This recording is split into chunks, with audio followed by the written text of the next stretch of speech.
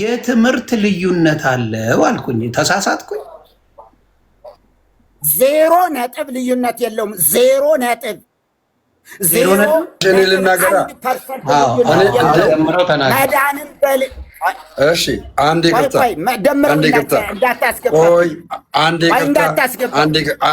እውነት መነገር አለበት። እውነት መነገር መጽሐፍ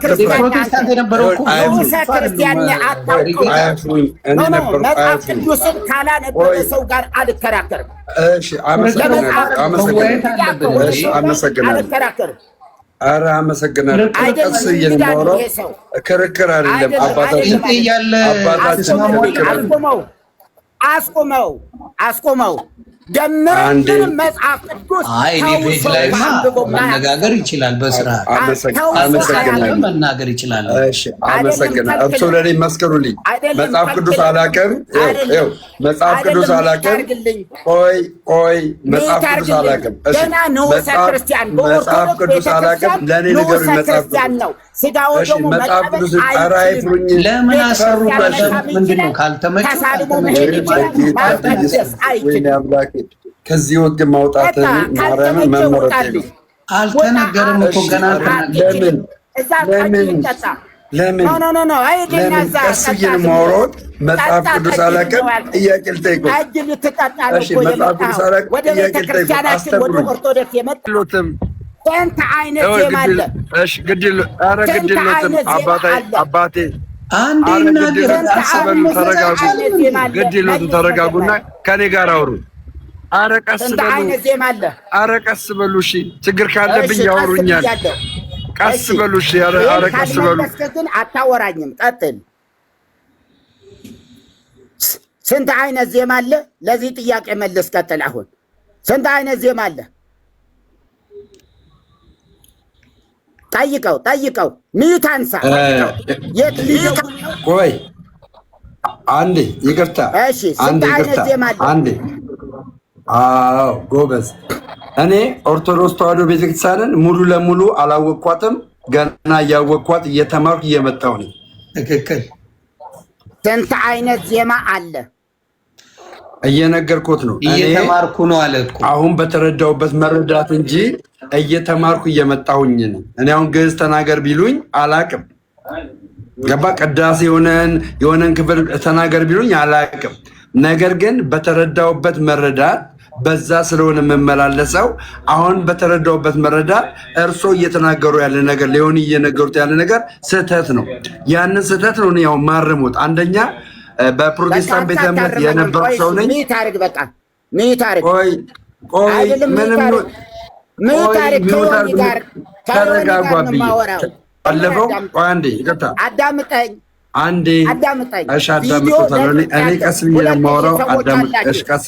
2000 ሰው አላችሁ። በደምረው 6 ቪዲዮ ለቅቄያለሁ። 6 ቪዲዮ 16 አድርጉት ያለው እሱን እንድታዩት ገና ይቀጥላል። 16 አድርጉት ጋሼ፣ 16 አድርጉት። ችግር የለውም። እኔ ግን መጠይቀት ምንድነው በሙሉ ወንጌልና በቃልዮት 0% የትምህርት ስህተት የለም አሉ። እንደዛ ብሎ ተናገሩ። የአቋም መግለጫውን ያውቃሉ። የቃልዮት የአቋም የእምነት መግለጫ የሙሉ ወንጌል የእምነት መግለጫ ያውቃሉ። አባታችን ያውቃሉ። መርጌታ አንድ እሱ ነው። ሁለተኛ ነገር ቅድም ምን ሲሉት ነበረ? ሊዮኒ ምን ሲሉት ነበረ? እኔ ታድሶ ነኝ ሲሉ አሁንም ይቀጥል ከፈለገ ይቀጥል እንጂ ኦርቶዶክስ ግድ የለውም። ከኔ ጋር አውሩና ዮኒ አያስቀድስም። እሺ፣ አዳምጡኝ። እኔ በትክክል ጓደኛዬ ግማሽ መሀል ላይ ጓደኛዬ የሆነ አሁን ላይ ጓደኛዬ ግማሽ መሀል ላይ ከኪዳነ ምህረት ከኪዳነ ምህረት ወደ ቦኩ ሚካኤል አዳማ ኪዳነ ምህረት ወደ ቦኩ ሚካኤል የተዘዋወረ ወንድም አውቃለሁ። ዮኒ የስራ እድል አግኝቶ ሌላ ነገር መነጋገር አያስፈልግም። በትምህርት ማውራት ነው የሚያስፈልገው። ቆይ ቢያጠፋ እንኳን ማለት ነው ረጋ ብለው ትምህርት ሰጠው ምን አይነት አባት ነው ብለው አክብሮ እኔ ለማሸማቀቅ የሄዱበት መንገድ በእውነት እግዚአብሔርም አይወደውም። እርግጥ እግዚአብሔር የማይወደው እኔም አልሸማቀቅም ነው። ይቅርታ ጠይቁ፣ ይቅርታ ጠይቁ። እንደ እርሶ መጽሐፍ ቅዱስ እንዴት ይናገራሉ? አሁን ወደ ትምህርት አሁን ወደ የትኛው ወንጌል ነው የሚሄደው? አሁን እንደዚህ የሆነ ሰውን እንዲያርጋ ስንት ሌባ ፕሌን ካልገዛችሁልኝ የሚል ስንት ጴንጤ ፓስተር ሌባ ባለበት አሁን ኦርቶዶክስ አልጠየቀችው። ኦርቶዶክስ እንደዚህ ያደርጋል አለች። ለምን ይፈሩኛል? ምንም ነገር እንደሌለ ተነግሮ ለምን ይፈሩኛል? ሌቦች አሉ። አለቀ ነው። ሚውት አላረግም፣ ሚውት አላረግም። እርሶ ሌባ ነው። እርሶ ወንጌል እንደዚህ ነው። ወንጌል እንደዚህ ነው። እየሰማኝ አያቸው እርሶውን ዮኒ እሳቸው ሀቀኛ ሰው ከሆኑ ወንጌል የሚሰሩ ከሆነ በወንጌል የማያፍሩ ከሆነ ማለት ዮኒ በወንጌል የማያፍሩ ከሆነ እስቲ ቪዲዮአቸውን ያብሩ ቪዲዮአቸውን ያብሩ። እውነተኛ ሰው ከሆኑ ይሄ ፖለቲካ አይደለም ማለት የምንሰራው ወንጌል ነው የምንሰራው። ወንጌል ከሆነ የምንሰራው እስቲ ቪዲዮ ተረወለ ወጡ። ምንም ማድረግ አይችሉማ። ለምን እኔ ነኝ የገባሁት። ገባችሁ? በፕሮቴስታንት ቤተ እምነት ውስጥ በጣም ብዙ መከፋፈሎች አሉ። በጣም ብዙ መከፋፈሎች። ይሄ አንደኛው ዘማሪ እዛ ጋር ሄዶ የሚዘምረው፣ አንደኛው አገልጋይ እዛ ጋር ሄዶ የሚያገለግለው ማለት ነው። ምንድነው ዶክትሪን በዶክትሪን ብለያዩ በፍቅር አንድ ነን ከሚለው አኳያ ነው። አንድ ነን ከሚለው አኳያ ነው ሄዶ የሚዘምረው። ከዛ ውጭ ግን ዘማሪው መጥቶ ያ ዘማሪ እኔ ዛሬ ቃለ ሕይወት ቤተክርስቲያን ላይ ፓስተር መሆን እፈልጋለሁ ፓስተር አድርጉኝ ብል ማለት ነው ማድረግ አይችሉም። ፓስተር ማድረግ አይችሉም። የሙሉ ወንጌል ወንጌላዊ ማለት ነው። የሙሉ ወንጌል ወንጌላዊ መሰረተ ክርስቶስ ሄዶ ፓስተር መሆን አይችልም። ውሸት ነው። የተለያየ እምነት ነው ያላቸው። ግን በኢትዮጵያ ኦርቶዶክስ ተዋሕዶ ቤተክርስቲያን የኪዳነ ምሕረት አገልጋይ ዲያቆን ማለት ነው ሚካኤል ሄዶ መሾም ይችላል። ሚካኤል ቤተክርስቲያን የእሱን አገልግሎት ከፈለገች መሾም ትችላለች። ለምን? በማዕከላቸው በቀኖና አይለያዩም፣ በዶግማ አይለያዩም፣ በትውፊት አይለያዩም። ስለዚህ ያ ልጅ እዛ ሄዶ ያገለግላል። ሁለተኛ ነገር ነፃነትን ታውቃለህ? ነፃነት የተከበረው ስላሴ ቤተክርስቲያን ነው። ገባ? የእሱ ደብር ደግሞ የነበረበት ደብር ደስ የሚለው ደብር ደግሞ የሆነ አንድ ቦታ ነበረ። እንደውም እሱ በዚህ ቦታ ላይ ቀበሩኝ ብሎ ሁሉ ነበረ። ገባ አይደለ? አሁን አንድ ስለሆኑ ኖ የኛ ቸርች አባል አይደለም እዛ ይቀበር አንፈልግም አልተባለም። አንድ በል እኔ የንስሐ አባቴ የክርስትና አባቴ የማርቆስ ቤተክርስቲያን አገልጋይ ናቸው፣ ቀሲስ ናቸው። ቀሲስ አስራት ይባላሉ። እኔ የተጠመቅኩት ማለት ነው ቄዳር የወሰድኩት ቦሌ መድኃኔዓለም ነው። ቦሌ መድኃኔዓለም ገባ? ቦሌ መድኃኔዓለም ኖ አይቻልም፣ እዛ ማርቆስ ቤተክርስቲያን ነው መጠመቅ ያለበት አልተባልኩም። አየህ፣ አንድነታችን ይህን ያክል ነው። ግን በውጭ የሚወራው ቅድም አይታል እንግዲህ ሜርሲ ራሷ በምን ያክል ውሸት እንደዋሸች። በቃ እዚች ቤተክርስቲያን ላይ እንደዚህ አይነት ውሸት ነው የሚዋሹት። የሚገርም ይሆን ማርያምን፣ እንደዚህ አይነት ጥልቅ የሆነ ውሸት፣ የማይገናኝ ውሸት። እቺ ቤተክርስቲያን ለዘመናት እኔ በታሪክ ደረጃ ልንገርህ፣ በታሪክ ማለት ነው አጼ ንብለ ድንግል በነበሩበት ሰዓት፣ ባለፈው ምናልባት ነግሬ ሊሆን ይችላል፣ በጦርነት በተሸነፉ ጊዜ ማለት ነው ካቶሊካውያንን እንዲያግዟቸው ጠርተዋቸው ነበረ። ካቶሊኮች በገቡበት ሰዓት ምን እንደሰሩ ታውቃለህ? በቃ ኢትዮጵያ ውስጥ ያለችውን የኢትዮጵያ ኦርቶዶክስ ወይም ደግሞ ኦሪየንታል ኦርቶዶክስን ማጥፋት አላማቸው ስለሆነ የውሸት ክስ ኦርቶዶክስ የማታስተምረው ኦርቶዶክስ የማትገኝበትን የውሸት ክስ መዝራት ጀመሩ። እንግዲህ አስበው፣ ከረጅም ዘመን ጀምሮ ነበር እቺ ቤተክርስቲያን ላይ ውሸት ይነገር የነበረው። ይሄንማ ልክ ነው። አይ ይሄን እንኳን አሁን በተለይ እኔ እንዴት አድርግ የትኛውም ቤተክርስቲያን ኦርቶዶክስ ጋር ብትሄዱ ትምህርቱ አንድ ነው፣ ምንም ልዩነት የለው የትኛው። ስለዚህ ኢትዮጵያ ላይ የትኛውም ኦርቶዶክስ ጋር ብትሄዱ ትምህርቱ አንድ ከሆነ በፕሮቴስታንት ትምህርቱ ይለያያል። ይሄን ከቨር ለማድረግ እዛ እዚህ መርገጡ ምንም ትርጉም የለውም። በቃ ሰው ባኗል በዚህ ሰዓት እኔ መጥቼ የት እንደሆኑ ኤክስፖዝ አድርጌያለሁ። ባኗል በትምህርት ይለያያሉ። ቅኖና ዶግማ የሚባል ታሪክ የለም። እንግዲህ ቅድም አሳይቻለሁ።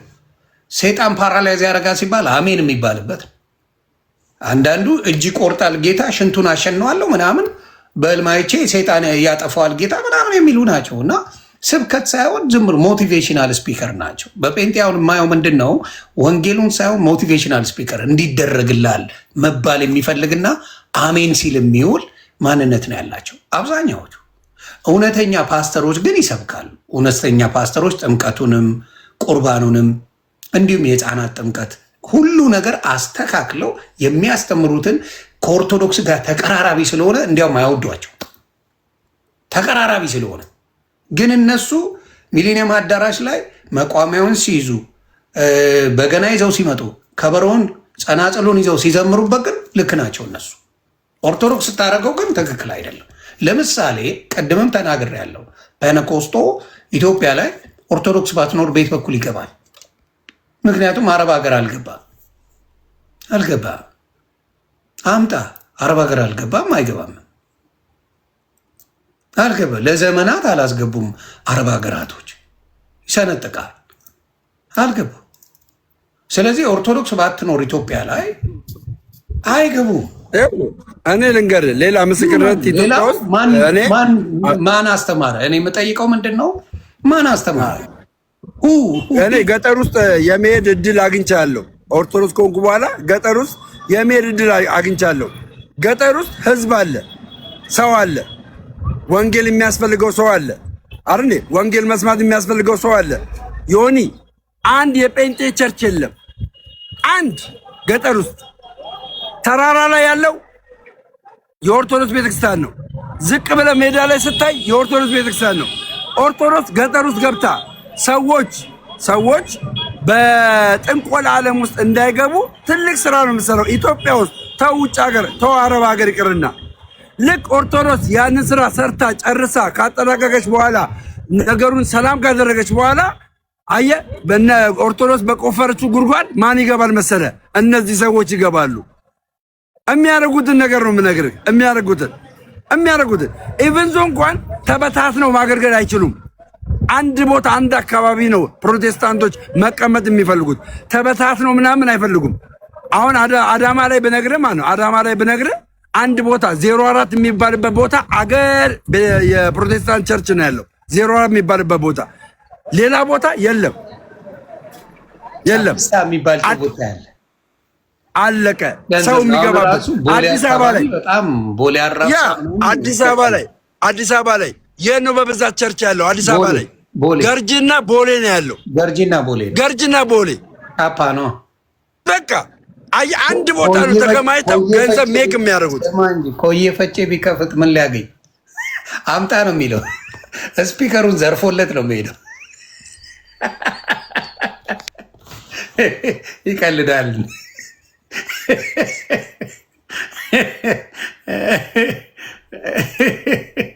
እውነትን ነው የምነግርህ። የውስጥ አርበኛ ብያለሁ አባቴ ጓደኛዬ ማርያምን የውስጥ አርበኛ የትምህርት ልዩነት የለንም። የውስጥ አርበኛ በተአምር አይ የትምህርት ልዩነት በደንብ አለ። የውስጥ አርበኛ ዮኒ የውስጥ አርበኛ በጣም ብዙ ነገር ሰዎች በአንተ የተነሳ እንዲያውቁ ኢቭን ዞ እንኳን ይቅርና ማን ነው አሁን ዜድ ቲክታክ እዚያውን ገባ አይደለም። ኤርሚያስ ቤት ገብቶ አያውቅም ስለማይስማሙ። ኤርሚያስ ቤት ገብቶ ተናግሮ አያውቅም፣ አስተምሮ አያውቅም። ለምን ጸበኛ ናቸው ማለት ይችላል። እኔ እንጃ ጠይቀው እስቲ ለምን እንደሆነ ጠይቀው። እኔ ዜድ ቲክታክ ገብቶ አያውቅም፣ አስተምሮ አያውቅም። ይሄንን ይመልስ። ከኤርሚያስ ጋር ለምንድን ነው አብረህ ገብተህ ወንጌል ማሰራው ብለህ ጠይቀው። ከዛ በኋላ የሚፈልገውን ጥያቄ ጠይቅ፣ እኔ እመልሳለሁ። መልካም ጎሄድ ዜዶ፣ እንኳን ሰላም መጣ። ሰላም ለእናንተ ይሁን። ዮኒ ወንድማችን እንደምን ክብር ለኢየሱስ ይሁን። እንዴት ናቸው? አሜን። ሰላም ነው። ሰላም ነው አለው። ክብር ለኢየሱስ ይሁን። ዮኒ ሁሉ ሰላም ነው? ሁሉ ሰላም፣ እግዚአብሔር ይባረክ። አለው ደሜ ለጠየቀኝ ጥያቄ አጠር ያለች ነገር ልመልስ ብዬ ነው። ኦኬ። መጀመሪያ ወንድማችን ኤርሚ ጌታ ይባርከው። በጣም መልካም ሰው፣ ጥሩ ስራ እየሰራ ያለ የወንጌል ጀግና፣ የወንጌል አርበኛ ነው። ሁላችንም ደግሞ እንደተሰጠን ነገር እናገለግላለን። ይሄ የወንጌላውያን ህብረት ውስጥ ያሉ ልምምዶች ናቸው። ይሄ ወንድም በገድል በድርሳናት ብዙ ነገሮች ላይ ከኢትዮጵያ ኦርቶዶክስ ቤተክርስቲያን የወጣ እንደመሆኑና እነዚህ ነገሮች የሚያውቅ ሰው እንደመሆኑ መጠን በዛ ያገለግላል።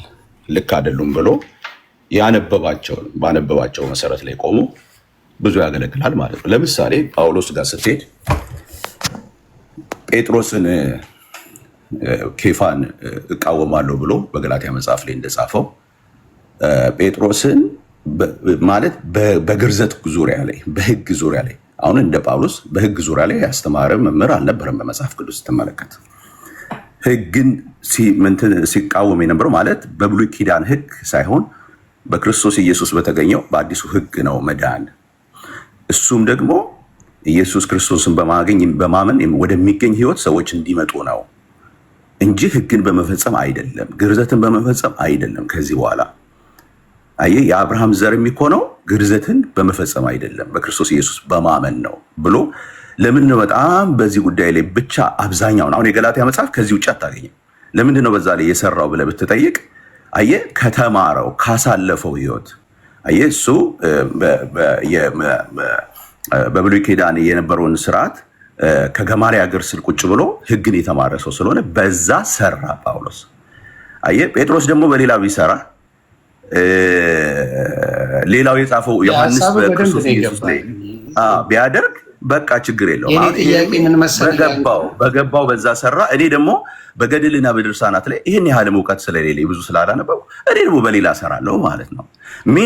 ሚኒንግ እኔ ፍሩትፉል የምንሆነው እኔ በዛ በማላውቀው ጉዳይ ላይ እሱ ቤት ቁጭ ብዬ ሳገለግል ሳይሆን እኔ በራሴ ቤት ከፍቼ በማውቀው በገባኝ ጉዳይ ላይ አገለግላለሁ። እሱ ደግሞ በዛ ያገለግላል።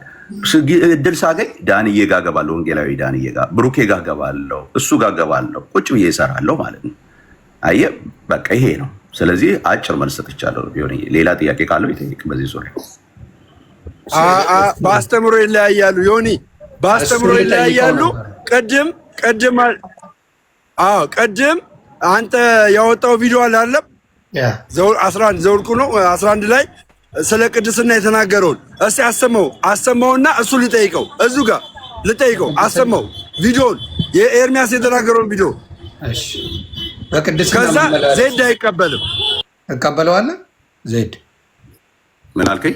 ላስተምር ስለ ቅድስና ነው። በቅድስና ነው ከእግዚአብሔር ጋር እግዚአብሔር ቅዱስ ስለሆነ እኛም በቅድስና መመላለስ እንዳለብን ነው። ጴንጤ የሚጠላው ትምህርት እሱን ነው እያለ ኤርሚያስ ይናገር ነበረ። ስለዚህ ጴንጤ በቅድስና ነው መመላለስ ያለበት አይደለ? በዱርዬነት አይደለም። መቼ የምትለኝ አልገባኝም። ኤርሚያስ በቅድስና አትመላለሱ አለ? አልሰማሁም። አይ እሱ ያለው ምንድነው? ጴንጤ የሚጠላው ነገር በቅድስና መመላለስ ነው። እግዚአብሔር የሚለው እሱን ነው። ንግግሩ እኮ ኤርሚያስ ልክ ነው፣ ግን አብዛኛዎቹ ምንድነው ስለሚገለሙቱ በቅድስና ለመመላለስ የሚጠሉት ጥቅስ ነው። የማንስማማበት ጥቅስ በጴንጤ እንደፈለጋችሁ ሁናችሁ ኑ ድናችኋል፣ በንስሐ ትመለሳላችሁ እየተባለ ብዙ ጊዜ ትምህርቱ እንደዛ ነው እያለ ነው። አይ ምን መሰለህ፣ አሁን አንዳንድ ጊዜ ዮኒዬ ስናስተምር እኔም በሆነ ስታለሁ አንዳንድ ነገሮቻችን ለምሳሌ ኢሞሽናል ሆነን የምናወራቸው ነገሮች አሉ። ምን አይነት ነገሮች እንናገራለን? ለምሳሌ ኤርሚ እዛ ጋር የተናገረው ልክ ነው። ኤርሚ በነገራችን ኤርሚ አሁን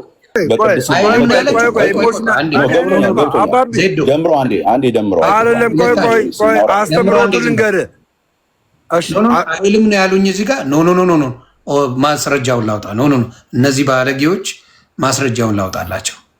የሰው ስም ሊያጠፉ ስለመጡ ማስረጃውን አውጥቼ ላሳይ። ቆይ ኧረ የሚጠላው ትምህርት ይሄ ትምህርት ነው። ይህን እንዳቀርጠው ታወጣ የራሳችን ገበና ስለሆነ ብዙ ቅድስናና ጽድቅ የሚባለውን ትምህርት እንደ ጴንጤ የሚጠላው ሰው የለም። ይህን ትምህርት ማለት ዘሌዋውያን ምዕራፍ 19 እግዚአብሔር ሙሴን እንዲህ አለው፣ እኔ እግዚአብሔር አምላካችሁ ቅዱስ ነኝ። ይዶን ነው የሚላል። ስለዚህ አሁንም የምናገረው ምንድን ነው? ኤርምያስ ያለው ልክ ነው። እኔ ተስማምቶኛል። ዋሸ እያልኩ አይደለም። በቅድስና ተመላለሱ ነው ያለው። ትክክለኛ ስብከት ይሄ ነው መሆንም ያለበት ያ ነው። መመላለሱ ከዳነ በኋላ የዳነ ሰው በቅድስና መመላለስ አለበት የሚል እምነት አለኝ። እስማማዋለሁ። አብዛኞቹ ግን በተግባር በቅድስና ለመመላለስ በጌታ ድነው እንኳን እያረጉት አይደለም ያለው ትምህርቱ ልክ ነው እያልኩ ነው። ኤርሚያስም ይሄን የሚደግፈው ነው። አይ ቲንክ ዜድም ይደግፈዋል። ይሄንን ልክ ነው። ትክክለኛ ትምህርት ነው። ይሄ እኮ የኤርሚያስ ትምህርት እኮ አይደለም። ይሄ የኤርሚያስ ትምህርት ሳይሆን የመጽሐፍ ቅዱስ ኢቭን ጳውሎስ እኮ በአንደኛ ተሰሎንቄ አይ ቲንክ ምዕራፍ 4 እኮ ላይ ሲናገር እኮ ለርኩሰት ሳይሆን እግዚአብሔር ለቅድስና ጠርቶናል አለ። ይሄ የቅድስና ትምህርት እኮ የተጠራንለት ትምህርት ነው፣ የምንኖርለት ትምህርት ነው። ይቅርታ አንዴ ይቅርታ አድርግልኝና ዘዲ ትቀጥላለህ። አባቢ ትቀጥላለህ። ድነት ይታጣል አይታጣም? ይህ መልስለትና ከዛ በኋላ ኤርሚያስ ልክ ነው አይደለም ትለዋለህ። አንተ ድነት ይታጣል አይታጣም? መልስልኝ መጀመሪያ። እኔ ይታጣል መልስልኝ። ከዛ በኋላ ኤርሚያስ የተናገረው ልክ ነው ልክ አይደለም የሚለውን ትቀጥላለህ። ድነት ይታጣል አይታጣም? ይታጣል፣ በደንብ ይታጣል። እሺ መጀመሪያው አንዴ ከጠየቅ በኋላ ዝም ብትል ጥሩ ነው ብዬ ነው እንትን። አይ ቆይ ማሸማቀቁን ተወውና፣ ይኸውልህ አባቢ ማሸማቀቁን ተወውና ድነት አንተ ድነት ይታጣል አይታጣም የሚለውን ከመለስክ በኋላ ኤርሚያስ ልክ መሆን አለመሆኑን ከአንተ መልስ እንረዳለን። አንድ መሆናችሁን እናያለን። መልካም እሺ ጨረስክ? ልቀጥል? ሚዩት አድርጌልሃለሁ። ጣልቃ አልገባብህም። እሺ እንግዲህ ስለ ድህነት ስናወራ መጽሐፍ ቅዱስ ሲናገር ሰዎች የዳኑት በጸጋ እንደሆነ መጽሐፍ ቅዱስ ይናገራል። በጸጋ የዳኑ ሰዎች ለሚኖሩለት ኑሮ ነው የተጠሩት። የመጀመሪያው ነገር ማለት ነው ምንድነው? ዘዴ ያልክ ያለው ካልክ የዳነ ሰው የሚኖርለት ኑሮ አለው። የገባው ሰው ድህነቱ የገባው ሰው የሚኖርለት ኑሮ አለው። ለምሳሌ ኤፌሶን መጽሐፍ ምዕራፍ 2 ቁጥር 8 ላይ በጸጋ ድናችኋል። ቁጥር 9 ላይ ማንም እንዳይመካ ይሄ ከስራው አይደለም ካለ በኋላ ቁጥር 10 ግን በጣም ወሳኝ የሆነ ነገር ያስቀምጣል። ምንድነው የሚለው?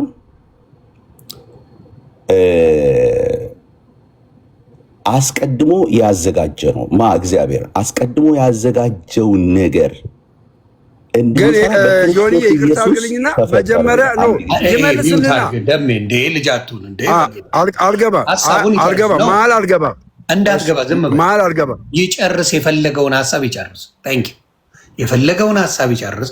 ከሰማ በኋላ መመለስን ማንን ገደለ? ዝም በል። በእርጋታ የሚያወራ ወንድማችን ነው፣ እናዳምጠው።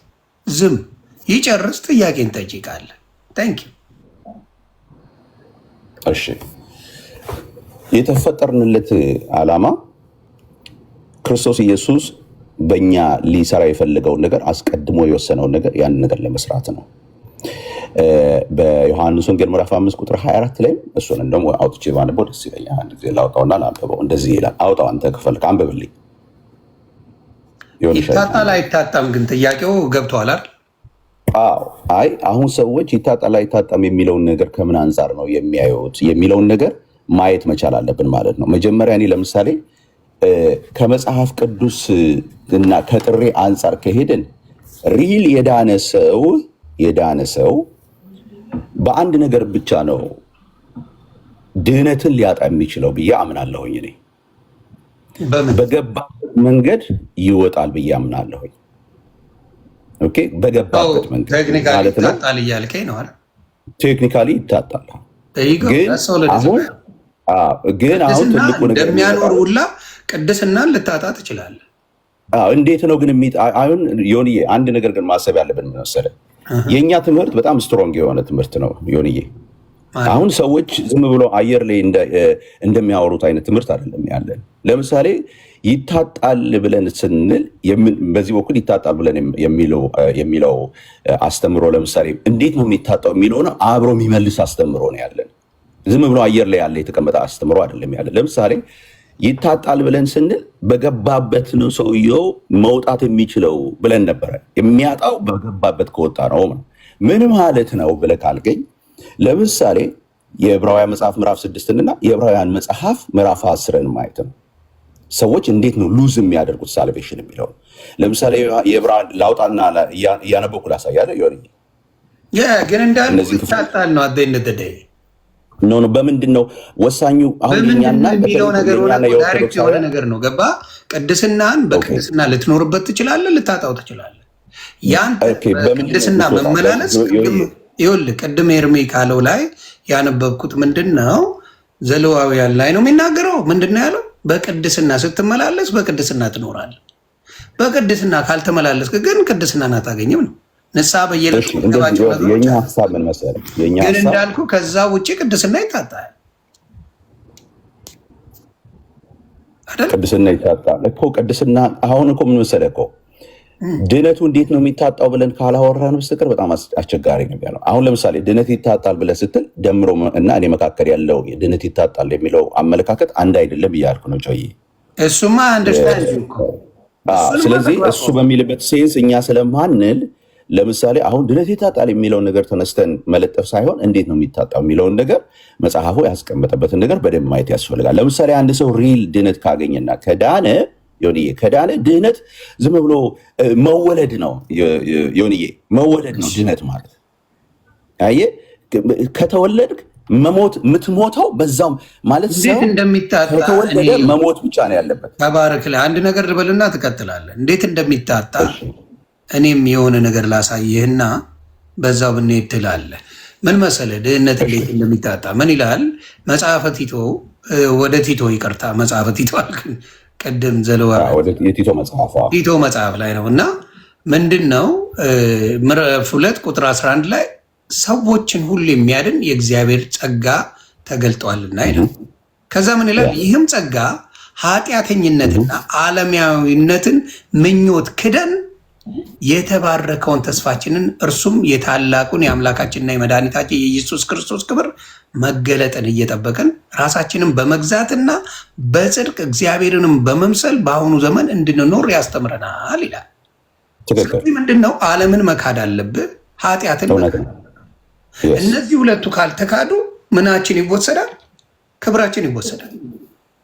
መጀመሪያም አሁን እኮ የኛ እንትን ያለው ምን መሰለህ? ለምሳሌ አሁን አንተ እንዳልከው የቅድም እኮ እንትን ታነብልኛለህ የዮሐንስ ወንጌል ምዕራፍ 5 ቁጥር 24 አዎ አንብብልኛል። እንዴት አሁን እሱን እንዴት ቁጭ እንደሚያደርገው ላሳየ። ኦኬ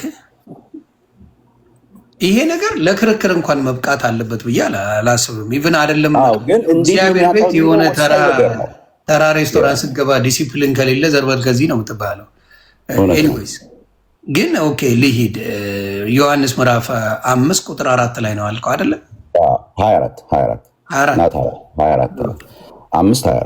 ኦኬ ምን ይል መሰለ? እውነት እውነት እላችኋለሁ ቃሌን የሚሰማ የላከኝንም የሚያምን የዘላለም ሕይወት አለው። እሺ አሁን ጆይ ያዘልኝ እዚህ ጋር ያዘልኝ። አሁን የዘላለም ሕይወት ያለው ማነው ካልክ በክርስቶስ ኢየሱስ የሚኖር ነው አይደል? ቃሉን የሚሰማና የላከውን የሚያደርግ ነው። አሁን ይሄ ሰው የዘላለም ሕይወት አለው። አየህ እኛ የዘላለም ሕይወት አለው አንድ ሰው ስንል ከድርጊት የተለየ አይደለም። ያ ሕይወት ለማግኘት አንድ ሰው ድርጊት ያደርጋል ሳይሆን የኛ አስተምህሮ ድርጊት። አሁን ለምሳሌ አንድ ሰው ክርስቲያን ነኝ ብሎ ስላለ ብቻ ክርስቲያን ነው ብለን እኛ አንቀበልም። አንድ ሰው ድርጊት ሕይወቱ ለምሳሌ ሰካራም ከነበረ አሳይሃለሁ፣ ይሄ ሕይወት እንዴት እንደሚለውጥ አሳይሃለሁ።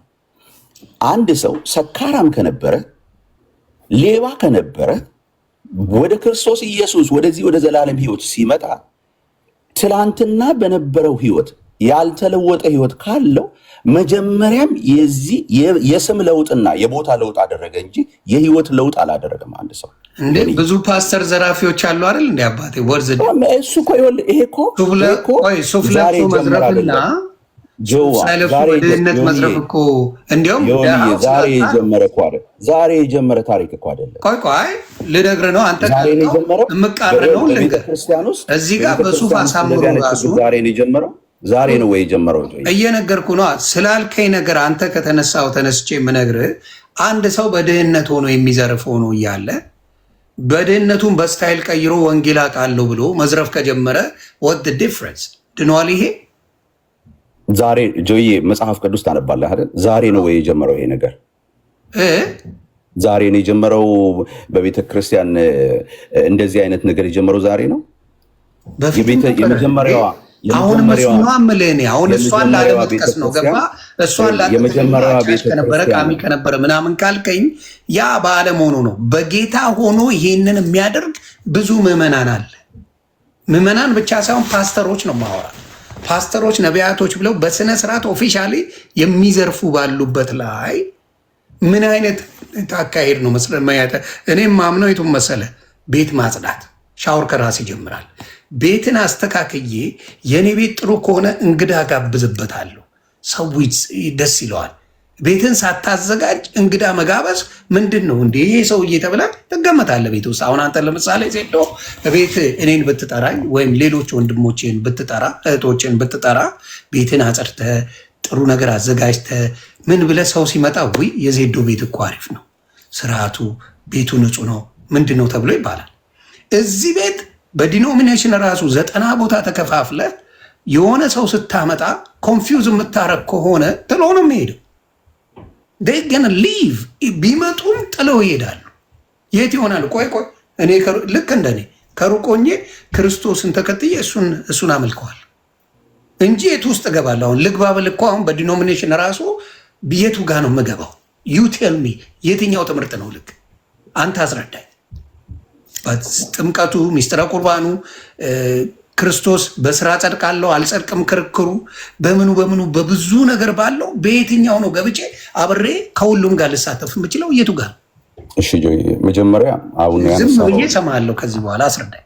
እሺ አሁን መጀመሪያ ያነሳኸውን ክሌም የትኛው ነው የመዝረፍ ክሌም? እሱን መመለስ እንዳለብኝ አስባለሁ።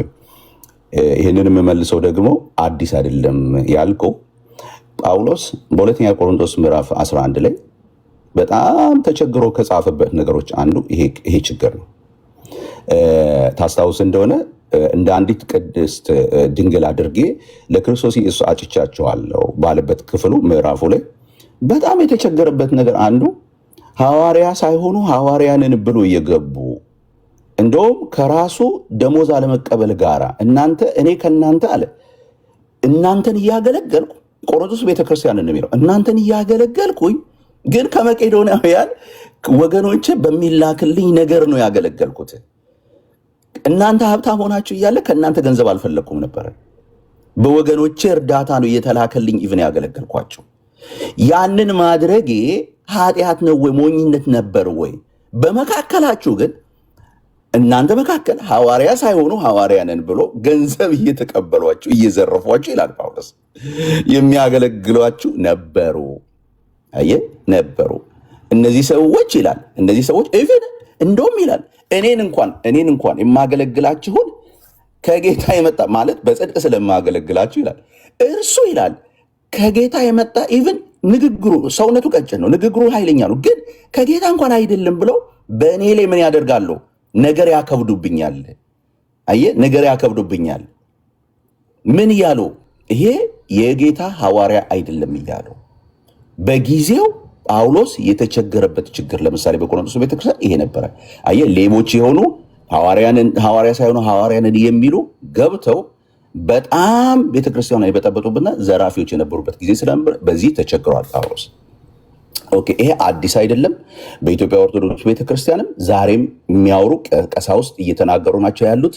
ቤተክርስቲያናትና ገዳማት እንኳን ሲከፈቱ የትኛው ቢዝነስ ነው የሚሻለው?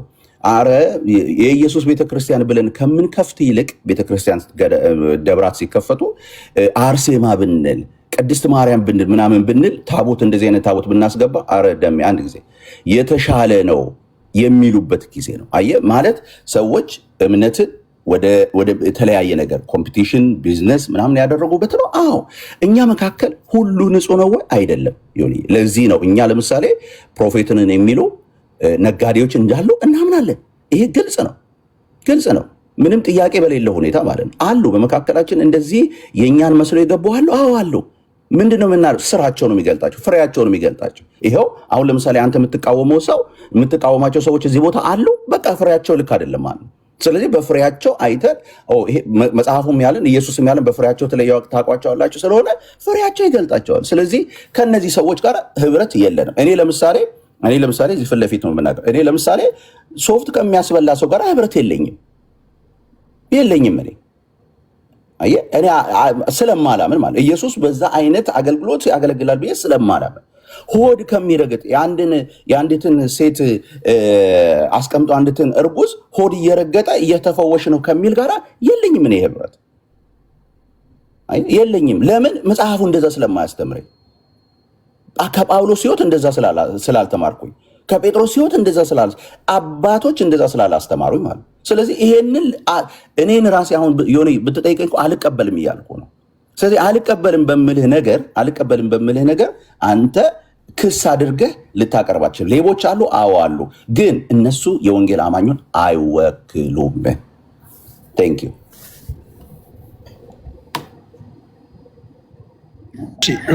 አሁን ዮኒ ያወራል የፓስተሮችን ነገር ነው፣ ግን አስተምሮ ላይ እኛ እያወራልን ያለነው ድነት ይታጣል አይታጣም የሚል ሁለት አይነት አስተምሮ አለ። የዚህ አስተምሮ ባለቤቶች ደግሞ አንደኛው ካልቪን ነው፣ ሁለተኛው ደግሞ አርሚኒዝም ነው። አርሚኒዝሞች ድነት ይታጣል ይላሉ፣ ካልቪኒዝሞች ደግሞ ድነት አይታጣም ይላሉ። አንተ ከሁለቱ አስተማሪዎች የማን ተከታይ ነህ? ደግሞ ቪዲዮ አንተ ጋር አለ፣ ፓስተር ዳዊት የሚለው ቪዲዮ ዮኒ ፓስተር ዳዊት አላለ። ሁለት አስተምሮች። አንተ ከየትኛው ነህ? ከአርመን ወይ ደግሞ ከካልቪን ነህ? ከየትኛው ነህ? የትኛው አስተምሮ ነው የሚመችህ? እሺ በመጀመሪያ ደረጃ አርሜኒኒዝም እና ካልቪኒዝም ሀሳቡ የመጥፋትና ያለመጥፋት ሀሳብም አይደለም፣ በሱ ብቻ የሚወሰድም አይደለም። ብሮድ የሆኑ ትምህርቶች ናቸው። በአንድ ነገር ላይ ዲፔንድ ያደርጉ ሳይሆን ብሮድ የሆኑ ትምህርቶች ናቸው። ለምሳሌ አርሜኒዝም የሚለው ምንድነው? የሰው ተሳትፎ አለው። ሰው ወደ እግዚአብሔር ሕይወት ወደ ክርስቶስ ሕይወት ለመምጣት የሰው ተሳትፎ አለ። ኦኬ። ለምሳሌ ሰውየው ማመን አለበት የሚል ሀሳብ አለ። ማመን አለበት ማለት ምንድነው? ሰውየው ላይ መዳን ሰውየው ላይ በተወሰነ መልኩ ዲፔንድ ያደርጋል የሚል ሀሳብ አለው። ከሰውየው አንጻር ነው የሚናገረው ማለት ነው። ከሰውየው አንጻር ማለት ምንድን ነው? ለምሳሌ እግዚአብሔር ክርስቶስ ኢየሱስን አዘጋጅቷል ለሰዎች ሁሉ መዳኛ። ሰውየው ግን ማመን አለበት፣ መቀበል አለበት። ለሁሉ ነው ክርስቶስ ኢየሱስ። አሁን እቺ ቦታ ይኸውልህ፣ እኔ አሁን እቺን በጌታ ፍቅር ነው የምላችሁ። ከታች ያላችሁም ኦርቶዶክሳዊ ወንድሞቼ፣ ፕሮቴስታንት ዮኒም ደምረው ሁላችሁም እቺን ቦታ እንድትሰሙ ይፈልጋለሁ። በጣም አትኩሮት እንድትሰሙ አንድ ጊዜ ደምሮ የማታምነውን ግን ባትናገር ነው ወይ የማታምነውን አንተ እኔ እኮ የማምነውን መልክ ለመስራት የማታምንበትን ነገር እንደማታምን ሆነ አትናገር። እኔ አውቃለሁ፣ አብረን ነበር፣ ቢያንስ 1 ዓመት 2 ዓመት አብረን እያገለገል ነበር። የማታምንበትን ነገር እዚህ ጋር መልክ ለመስራት እንትን አትበል። ኢቭን ዞ ዮኒ ያንን ቪዲዮ አውጣና ፓስተር ዳዊት የተናገረውን ማነው ዳዊት ነው ማነው አለ ማነው የዚህ የጅማው ፓስተር የተናገረው አለ። ስለዚህ አንተ ከሁለት አንዱ ነህ። አንደኛው አስተማሪ ድነት ይታጣል ብሎ የሚያምን ነው፣ አንደኛው አስተማሪ ድነት አይታጣም ብሎ የሚያምን ነው። ስለዚህ አንተ ደግሞ ከሁለት አንዱ እንደሆንክ አውቃለሁ። እሱ ምንድነው? ድነት አይታጣም። ወይ አንዴ ልጨርስልህ አባቢ፣ አንተን እያወራ ያለው ከዛ በኋላ ትቀጥላለህ። አንተ የምታምነው ድነት አይታጣም፣ ኢየሱስ ክርስቶስ የመረጣቸውን ከእርሱ ጀስት እንዲወሰዱበት አይፈልግም እና የተመረጡት እስከ መጨረሻ ድረስ ይድናሉ። እኛ የካሳጌራ የስተት አስተምሮ ለምሳሌ ካሳጌራ ምንድነው የሚለው? እኛ በመንፈሳችን ድነናል፣ በስጋችን ኃጢአት ብንሰራ መንፈሳችን ግን ድኗል ብሎ የሚያስተምር አስተማሪ ነው። ይህንን አሻሽል አንተ ግን እግዚአብሔር እኛ ልክ ለሮሜ 8:29 አሰማ ነው እግዚአብሔር እኛ መርጦናል። ስለዚህ የተመረጡት ደግሞ መቼም አይወጡም ብለህ የምታምን ኃጢአትን የምታበረታታ ነህ። ስለዚህ ምንድነው ምልክ አርሚኒዝም ነህ ካልቪኒዝም ነህ? ድነት ይታጣል አይታጣም ብለህ ነው የምታምነው? የዮኒ የፓስተሮቹ ኃጢአት ምናምን ኢሶኬ በንስሐ ሊመለሱ ይችላሉ ልትል ትችላለህ። ነገር ግን አስተምሮ አለ። አስተምሮ ቤተክርስቲያን ውስጥ የተቀመጠ አስተምሮ አለ። የዚህ አስተምሮ የየትኛው ሰለባ ነህ አንተ? የካልቪን ወይስ የአርሚኒዝም? ይሄን መልስልኝ። እሺ ሚውት አድርገው። ጊዜ ሰጥቻለሁ ለመስማት፣ በጣም ሰምቻለሁ። ሚውት አድርገውና ትስማኝሽ። ተባረክ። እነዚህን ሁለት ነገሮች እነዚህ ሁለት ትምህርቶች እርስ በርስ የሚጣሉ ናቸው የሚል ሀሳብ እያነሳ ነው ደምረው። እኔ ደግሞ እያስቀመጥኩልህ ያለሁት ነገር አንደኛው ቪው የቪው ጉዳይ ነው። የቪው ጉዳይ ደግሞ በየትኛውም ቤት አለ። እንዳትገባብኝ መካከል ያንተንም የቪው ልዩነት አመጣለሁ፣ እዚህም ያሉ የቪው ልዩነቶችን እናገራለሁ ማለት ነው። ኦኬ ካልቪኒዝም ዮኒዬችን ሀሳብ በጌታ ፕሊስ በደንብ ስማኝ። ከታች ያሉትም ሰዎች አቴንሽን እንዲሰጡ አንተም እንዲገባ ስለምፈልግ ማለት ነው። ምንድነው በአርሜኒዝም እና በካልቪኒዝም መካከል ያለው ልዩነት የሚለውን ማወቅ ያስፈልጋል። ይሄንን ለምሳሌ አርሜኒዝም የዮሐንስ ወንጌል ምዕራፍ 1 ቁጥር 12 ላይ ያለውን ሀሳብ በትኩረት ይሰጣሉ። ምንድነው ያ ቦታ? ለምሳሌ ለተቀበሉት ግን በስሙ ለሚያምኑት ለእነርሱ የእግዚአብሔር ልጆች የሆኑ ዘንድ ስልጣንን ሰጣቸው የሚለውን ይቀበላሉ። ከዛስ ዮሐንስ ወንጌል ምዕራፍ 3 ቁጥር 16ን ኢንፋሲስ ይሰጣሉ። ኦኬ ልጁ የተሰጠው ለኃጢአት ስርየት የተሰጠው ለዓለም ነው የሚለውን ሀሳብ ኢንፋሲስ ይሰጣሉ ማለት ነው። ዓለሙን ሁሉ እንዲሁ ስለወደደ አንድያ ልጁን ሰጠ የሚለውን ሀሳብ ኢንፋሲስ ሰጥተው አንተን እኮ የጠየቀ መጀመሪያ አንተን መልሰህ ነው ወደዛ የምትሄደው አይደለ? ከሁለቱ አንዱን ማመን አለብህ አይደለ? እኔ አሁን አይጠፋም። አሁን እኮ ቅድም ብያለሁ አይጠፋም ብዬ ስል ከየትኛውም ተነስተ ነው ብለህ ስትለኝ ለምን እላለሁ? ሁለቱም ቪው ግን ሁለቱም የተለያየ አይደለም። ጥያቄው ገብቶሃል? አልጠይቀህም። አይጠፋም። የሚቀጥለው ጥያቄ ከጠየቅኩ ነው። ካልጠየቅኩ አሁን ለምሳሌ የስ ኦር ኖ ጥያቄ ሆኖ አንድ ሰው ከየት ነህ ሲለኝ አሁን ለምሳሌ ደምረው ከየት ነህ? ኦርቶዶክስ ነኝ። ጨርሻለሁ። ጨረሰ። ገባ? እሱ ነው። አሁን አንተ ከሁለቱ ከሚጠፋው ነው ከማይጠፋው ቅድስና የሚጠፋ ነው ወይስ የማይጠፋ የሚለውን ከየትኛው ነህ ስትባል እኔ ከዚህ ነኝ ብለህ መናገር ትችላለህ እኮ። ዳስቦቹ ብልህ ከዙን አልጠየቅኩም። ስጠይቅ ነው የምትነግረኝ። እስካልጠየቅኩ ያለውን አንዱን አስቀምጥልኝ። አንዱን አስቀምጥ። ወይ ይጠፋል ወይ አይጠፋም ብለህ መልሰው። እኔ አሁን ለምሳሌ የጠየቀኝ ጥያቄ እሱ አንተ ዮኒ አይ ቲንክ አንተ አልተረዳኸውም እሱ የሚጠይቀውን ጥያቄ። ለዛ በጌታ ብዬ አይደለም። ለምን መሰለ እሱ የሚጠይቀው ጥያቄ ካልቪኒዝም እና አርሜኒዝም ሁለቱ በድህነት ጉዳይ ላይ ያላቸውን ሀሳብ ነው የጠየቀው። በድህነት ጉዳይ ላይ ያላቸውን ሀሳብ ልዩነቱ ነው። አንዳንዶቹ ሳልነግርህ ግን ማወቅ አትችልም። አሁን ስለ ይጠፋል አይጠፋም እኮ አይደለም ዮኒዬ። እሺ አዳምጣ። በደንብ ነው የማዳምጠው እኮ። አዳምጠኝና በቃ 2 ደቂቃ ስጠኝ። አዳምጠኝና የሁለቱን ልዩነት ነግሬህ ያን መጀመሪያ ነገረን። እነሱን ተዋቸው። እሺ ኦኬ። እኔ ምንድን ነው የምታምነው ካልከኝ ድህነት እነሱን ተዋቸው። እነሱ ባይኖሩ እነሱ ሳይኖሩ ክርስቶስ ነበር። እነሱ ሳይኖሩ ኦርቶዶክስ ነበር። እነሱ ሳይኖሩ ብዙ እምነቶች ነበሩ። እነሱ ከሁሉ በላይ ደግሞ የእግዚአብሔር ቃል አለን። ከሱ በላይ የእግዚአብሔር ቃል አለ። እነሱ አሁን በቅርብ የመጡ ናቸው። እነሱን ተቀብዬ አይደለም እኔ መንገዴን የምመራው መጽሐፍ ቅዱስ ተቀብዬ እንጂ እነሱ የሚሉትን ተቀብዬ አይደለም። ስለዚህ አሁን የኔ ጥያቄ ምንድን ነው? አንተ የምታምንበት መጀመሪያ ትነግረንና በዚህ አምናለሁ ማምንበት ግን ብለህ መቀጠል ትችላለህ። ቅድም እኮ ተናግሬ ነበር። ቅድም ሰምታችሁኝ ከነበረ እኮ ሰው በገባበት ይወጣል። ዕብራውያን ምዕራፍ እሱን አላልኩም። ትቀበለዋለህ አትቀበለውም የሚለውን ይወጣል። መጀመሪያ ትነግረኝና ለምን እንደሆነ ታደርግልኛለህ። ለእሱ እኮ ነው የቸገረኝ። ይጠፋል የሚለውን ከቅድም ጀምሮ የምናገረው የነበረው ይጠፋል የሚለውን በአንድ ሴንስ ነው የምቀበለው አልኩ። ይጠፋል የሚለውን እኮ እቀበላለሁ። በምን ሴንስ ነው የምቀበለው? በገባበት በኩል ይወጣል ብያ ከየትኛው ነህ? የትኛውን ነው መጀመሪያ የምትከተለው እኮ? እሱ ሀሳብ ለመናገር የሁለቱ ትምህርት እኔ አሁን ሁለቱንም ነው የምትቀበለው? የሁለቱም ትምህርት ስለማቀው ቪው ስለሆነ የሁለቱንም ትምህርት ስለማቀው አንዴ በደንብ ስማኝ። መስማቱን አይደለም መጀመሪያ ትምህርቱ ራሱ አይጋጭም እያልኩ እኮ ነው። ትምህርቱ ራሱ የሚጋጭ ትምህርት አይደለም። የሰዎች አንደርስታንዲንግ ካልሆነ የማይጋጭ ከሆነማ አንተ ምን ታደርግ መሰለህ? ይሄንን ነው የምትቀበለው ሁለቱንም ነው የምትቀበለው ወይስ አንዱን ነው? ኦኬ፣ ከምን አንጻር ነው የምትቀበለው ብለህ ለምን አትጠይቀኝም? እጠይቅሃለሁ። መጀመሪያ ነገረኛ የቱን እንደተቀበልክ እኮ አልነገርከኝም። እኔ ሁለቱም ስህተት የለባቸውም ብዬ ነው የማምነው። ስለዚህ በሁለቱም ትቀበላለህ ማለት ነው። ሊጠፋም ላይጠፋም የላቸውም ስህተት። ስለዚህ የኢትዮጵያ መብራት ማለት ነው ሊመጣ ከምን አንጻር ነው ከምን አንጻር ነው ብለህ መጠየቅ ነው ያለብህ። ከምን አንጻር ነው ታዲያ እንደዚህ ያልከው ብለህ ስትጠይቀኝ አብራራልሃለሁ። አየህ ለምሳሌ ድህነት ይጠፋል ብለው ይሄ ማለት እኮ ምን መሰለህ ገነት እገባለሁም አልገባም እያልክ አይደለም። አለ ተሳስተህ ነው ጆዬ ተሳስተህ ነው። ምን እንደሆነ ለምሳሌ መልስ ይዘብኛል እኮ ቆይ ለምንድን ነው ያልከው ካልከኝ ካልቪኒዝም የሚያየው ሁለቱንም ነው የሚቀበለው። አንድ ጊዜ ደምረው አሁን ደምረው ራሱ የጀመረውን ራሱ ይጨርስ። ጥሩ ነው ያንተ ችግር ለማስተካከል አትፈልግ።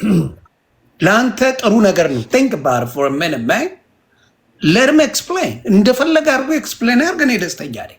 ሁለቱንም ብሎኛል። ሁለቱንም ያስረዳኝ። ተባር ኦኬ። አሁን ቀደም እንደነገርኩ ዮሐንስ ወንጌል ምዕራፍ 1 ቁጥር 12 ዮሐንስ ወንጌል ምዕራፍ 3 ቁጥር 16 እንደዚህ አይነት ጥቅሶች ላይ አርሜኒዝም ዲፔንድ ያደርጋል። ምንድነው? ለምሳሌ ኢየሱስ ለሁሉ ሞቷል ይላል። ሁለተኛ ቆሮንቶስ ምዕራፍ 2 ቁጥር 14 ላይ ያለው አንዱን ስለ ሁሉ ሞተ የሚለውን ያነሳል። ለምሳሌ እነዚህን ጥቅሶች ያደርግና ከማን አንጻር ነው አርሜኒዝም የሚያየው? ከሰውየው ውሳኔ አንጻር አርሜኒዝም ትምህርቱን ይሰራል። ከሰውየው ውሳኔ አንጻር ይወድዬ። ካልቪኒዝም ጋር ስትሄድ ደግሞ ከእግዚአብሔር የዘላለማዊ ዕውቀትና ከሁሉን ቻይነት አንጻር ትምህርቱን ይሰራል ካልቪኒዝም። በደንብ አድርጋችሁ ስሙ። ለምሳሌ አሁን አንተ የካልቪኒዝም አስተምሮ አንተን አሁን በደንብ እንዲገባ ለማድረግ አንድ ጥያቄ ነው እንዳትገባ ደምረው አንድ ጥያቄ ዮኒያ አንተን ጠይቃለሁ። ለምሳሌ ኢየሱስ ክርስቶስ መጥቶ ወደዚህ ምድር ከመጣ እስከ ዛሬ ድረስ ያሉ ሰዎች የሞቱ ሰዎች ክርስቶስ ኢየሱስን ሳያውቁ የሞቱ ሰዎች በሚቀጥለው በፍርድ ዘመን ከክርስቶስ ጋር ነው የሚሆኑት? በሲኦል ነው የሚሆኑት? ይሄ እኮ አባቴ ቀላል ጥያቄ ነው። ክርስቶስ ዛሬ ነው እንዲመጣው? አብ ወልድ መንፈስ ቅዱስ ማለት እኮ ወልድ ክርስቶስ ነው እኮ ነው። ጥያቄን በደንብ ስማ ያልከውን ጥያቄ ለምሳሌ ኢቭን ያልሰሙትን ተው። ኢቭን አንተ በጣም ኢዚ ላድርግልህ። ለምሳሌ ወንጌልን ሰምተው ይደዛ ይሄ ኢየሱስ የሚባል እኔ አልቀበለው ምናምን ብሎ አንተ በምትለው ኖ አሁን ለምሳሌ የሞተ ሰው እስከ ዛሬ የሞቱ ሰዎች ኢየሱስን አልቀበልም ብለው የሞቱ ሰዎች ለምሳሌ ክርስቶስ ኢየሱስ ወደዚህ ምድር ሲመጣ ማለት በሁለተኛ አሁን በምጽአት ጊዜ ሲሆን በፍርድ ወንበር ሲቀመጥ የሚድኑ ናቸው የሚጠፉ ናቸው እነዚህ ሰዎች? ክርስቶስን ያልተቀበለ እንዴት ነው የሚድነው? ቆንጆ በቃ አየህ፣ አሁን መጣልኝ። ምን እያለ መሰለ ካልቪኒዝም ምን እያለ መሰለ ኢየሱስ ክርስቶስ ለዓለም ሁሉ ነው የመጣው አይደለም? በአርሜኒዝም አስተምሮ ኢየሱስ ክርስቶስ ለዓለም ሁሉ ነው የተላከው። ትክክል። ኦኬ። በእግዚአብሔር የዘላለም ዕውቀት ውስጥ እነዚህ የሚጠፉት የሚፈረድባቸው ሰዎች እንደሚጠፉ አይታወቅም? በእግዚአብሔር የዘላለም ዕውቀት ውስጥ እግዚአብሔር ሁሉን አዋቂ ነው አይደል? ሁሉን አዋቂ ነው አይደለ? ማለት እግዚአብሔር ለምሳሌ ኢቭን የኤፌሶ መጽሐፍ ምዕራፍ 2 ከጠየቀኝማ ቀለል ያለ ልጠይቅህ። ቆይ ሀሳቡ ስለሚሄድ እኮ ነው ዜዶ። ለምን ሀሳቡ አይበረዛም? አዳምን እንደሚስት አያውቅም ነበር እግዚአብሔር? ያውቃል። አስቀድሞ እኮ ነው የሚለው። አስቀድሞ ይኸውልህ መጽሐፍ ቅዱስ ሲነግረን ምንድን ነው የሚለው? ይኸውልህ አስቀድሞ በክርስቶስ ኢየሱስ እኛ ሳንገኝ ይላል። የኤፌሶን አዳምን እየነገርኩህ እኮ ነው እንደሚስት እያወቀ የእሱን ዊሊንግን አዳም መታዘዝን ያውቃል አያውቅም የሚለውን ዊሊንግ በማየት ምን አደረገ? አዳም ዊሊንግነሱ አልነበረው። አዳም ከእግዚአብሔር ይልቅ ሚስቱን ሰምቶ ገደል ገባ።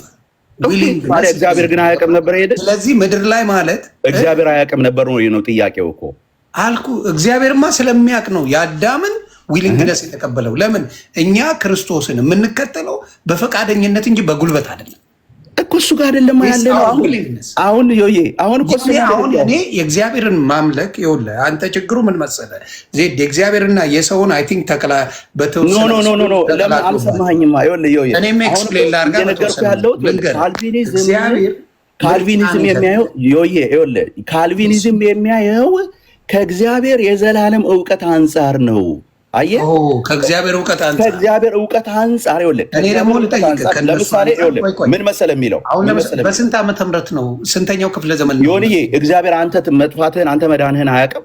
ዘዶ አንድ እግዚአብሔር አንተ መዳንህን አንተ መጥፋትህን አያውቅም ወይ? ዮዬ፣ ይሄ ነው ችግሩ እኮ። አየህ ምን አደረገ መሰለህ?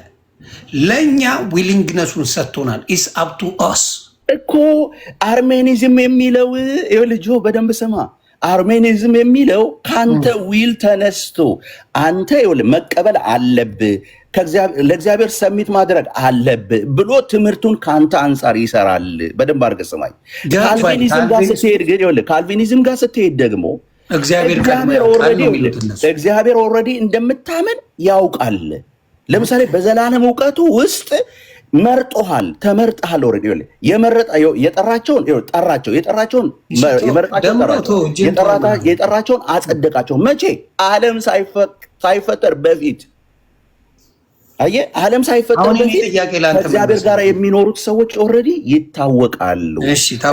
ምን ማለት ነው? ከእግዚአብሔር የዘላለም ዕውቀት አንጻር ለምሳሌ ይሄ ምን ማለት ነው? ጆዬ፣ እኔ አንድ ጥያቄ ልጠይቅ። 30 ሰከንድ ከዛ ጠይቀኛል። 30 ሰከንድ ነው አጭር ናት። እሺ፣ ካልቪኒዝም ወይም እንዲሁም አርመኒዝም በስንተኛው ክፍለ ዘመን ነው የመጡት? ከ15ኛ ክፍለ ዘመን በኋላ የመጡ አስተምሮኛው በፊት የነበሩትስ እንዴት ነው የዳኑት? እሱ ላይ እንግባ። እነሱ ባይመጡ እንዴት ነው ድህነቱ የሚኖረው? ትምህርቱ የሚኖረው? ምኑ የሚኖረው? ከዛ በፊት የነበሩት አልዳኑ ማለት ነው። አልዳኑ የሚለውን ነገር አንቀበልም። አልዳኑ የሚል አስተምሮ የለንም እኛ። ይኸውልህ በመካከል ግን ዮኒዬ፣ በመካከል ለምሳሌ አንተ ምን አደረግ? ኦርቶዶክስ ነበርክ፣ አይ ፕሮቴስታንት ሆናለህ። ፕሮቴስታንት እኔ ያው በጣም ለጥቂት ጊዜ በትንሽነት ነው የነበርኩት። አንተ ለምሳሌ ቆይ ያንተንም አብረህ አድርገው አባቴ፣ እኔም ብቻ አታርጊ። ያንተን አንድ ምሳሌ ይበቃል ብዬ ነው። እኔ ለምሳሌ እኔ አሁን ለምሳሌ አሁን አንተ ገብቶኛል ብለህ ስለመጣ አንተን እኮ ነው ምሳሌ የምሰጥ። ለምንድን ነው? ቀላል ስለሆነ ማለት ነው። ግን ነበር ከአንተም አይደለ? እኔ በትንሽነቴ ነው ወደ ጌታ የመጣሁት ከቤተሰብ ጋር። ስለዚህ አንተ በደንብ ስለነበርክ ለምሳሌ ወደ ጌታ ማለት ወደ ጴንጤ ወደዚህ አስተምሮ ወደ ወንጌል አማኝ መጣሁ አልክ። ኦኬ፣ ስትመጣ በኦርቶዶክስ ውስጥ ችግር አለ። ኦኬ፣ አንዳንድ ነገሮች ችግር አሉ። ቤተክርስቲያኒቷ የክርስቶስ ቤተክርስቲያን መሆኗን አልክድም። ግን ደግሞ አሁን ደግሞ የተቀላቀሉ ነገሮች አሉ። ችግር አለ፣ የአስተምሮ ችግር አለ፣ የሆነ ነገር የተቀላቀሉ ነገሮች አሉ። ፒውርሊ መጽሐፍ ቅዱስ አይሰበክም፣ ፒውርሊ ኢየሱስ ክርስቶስ አይሰበክም። ስለዚህ እስቲ ብለህ ነው አንደርስታንድ አድርገህ የመጣው። ኦኬ፣ ስትመጣ እዚህ ደግሞ መተህ ደግሞ ስታየው ደግሞ ይሄ ነገር እስቲም ደግሞ ችግር እዚህ ጋርም ደግሞ እንደዚህ አይነት ችግሮች አሉ ብለህ አሁን የምታነሳቸው ችግሮች አሉ። አየህ፣ አንደርስታንዲንግ እንደዚህ ነው። አየህ፣ የካቶሊክና የኦርቶዶክስ ቤተክርስቲያን እኮ አንድ ነበረች። እስከ 451 እኮ አንድ ነበረች እኮ ቤተክርስቲያን፣ አልተከፈለችም እኮ። 451 ላይ ግን የኒቅያ ጉባኤ ሲመጣ ግን የኬልቄዶን ጉባኤ ሲመጣ ግን ሁለት ባህሪ አንድ አካል ሁለት ባህሪ የሚለው ሲመጣ ለዛውም በዓለም ታይቶ የማይታወቅ የህዝብ የጳጳስ ቁጥር ነው የተሳተፈው። ከ600 በላይ ጳጳሳት ነበሩ የተሳተፉት ማለት ነው በዛ ውሳኔ ላይ። የኢትዮጵያ ኦርቶዶክስ ቤተክርስቲያን እኔ ይህንን ነገር ማለት የኢትዮጵያ ኦርቶዶክስ ቤተክርስቲያን ኦሪየንታል ኦርቶዶክስ ይሄ ኦርቶዶክስ የሚለው ሀሳብ ይህንን ነገር እኛ አንቀበልም። ኢየሱስ ክርስቶስ አንድ ባህሪ ተዋህዶ የሚለው ስም የመጣበት ማለት አንድ ባህሪ አንድ አካል ነው። እንዴ ተውጧል? አልተዋጠም። የትኛው አካል ነው የጠፋው? በዚህ መካከል ካቶሊክ በዛ በኩል ይህንን ይዛ ሌሎቹ በዛ በኩል ቀሩ ማለት ነው። እነዚህ ሲቀሩ እነዚህ ደግሞ ኦሪየንታል የሚባሉትና ኢስተርን ደግሞ ተገንጥለው ወጡ። ኢስተር 1051 አካባቢ ነው ሁለቱ የተለያዩ ደግሞ ማለት ነው። ስለዚህ እንደዚህ ነው የመጣው። የትኛዋን እቺ ቤተክርስቲያን አሁን ለአንተ አንድ ባህሪ አንድ አካል ሁለት ባህሪ ብላ የቀረችው ነች ወይንስ ደግሞ አይ አልፈልግም ብላ የተገነጠለችው ነች? በጣም ጥሩ። ይሄን ነገር በሚገርም ሁኔታ ኢቭን እኛ አይደለም እኔ የምወደው ቤካ ብሩኬ ጥሩ አድርጎ ከኦርቶዶክስ ጋር እንኳን በዚህ እንኳን ልዩነት የለንም። የንግግሮች ያነጋገር የአንድነት ንግግሮች ችግር እንጂ ኦርቶዶክስም የምትለው እኛም የምንለው ኦልሞስት ተመሳሳይ ነው የሚል ጥሩ አይዲያ ይዞ መጥቷል።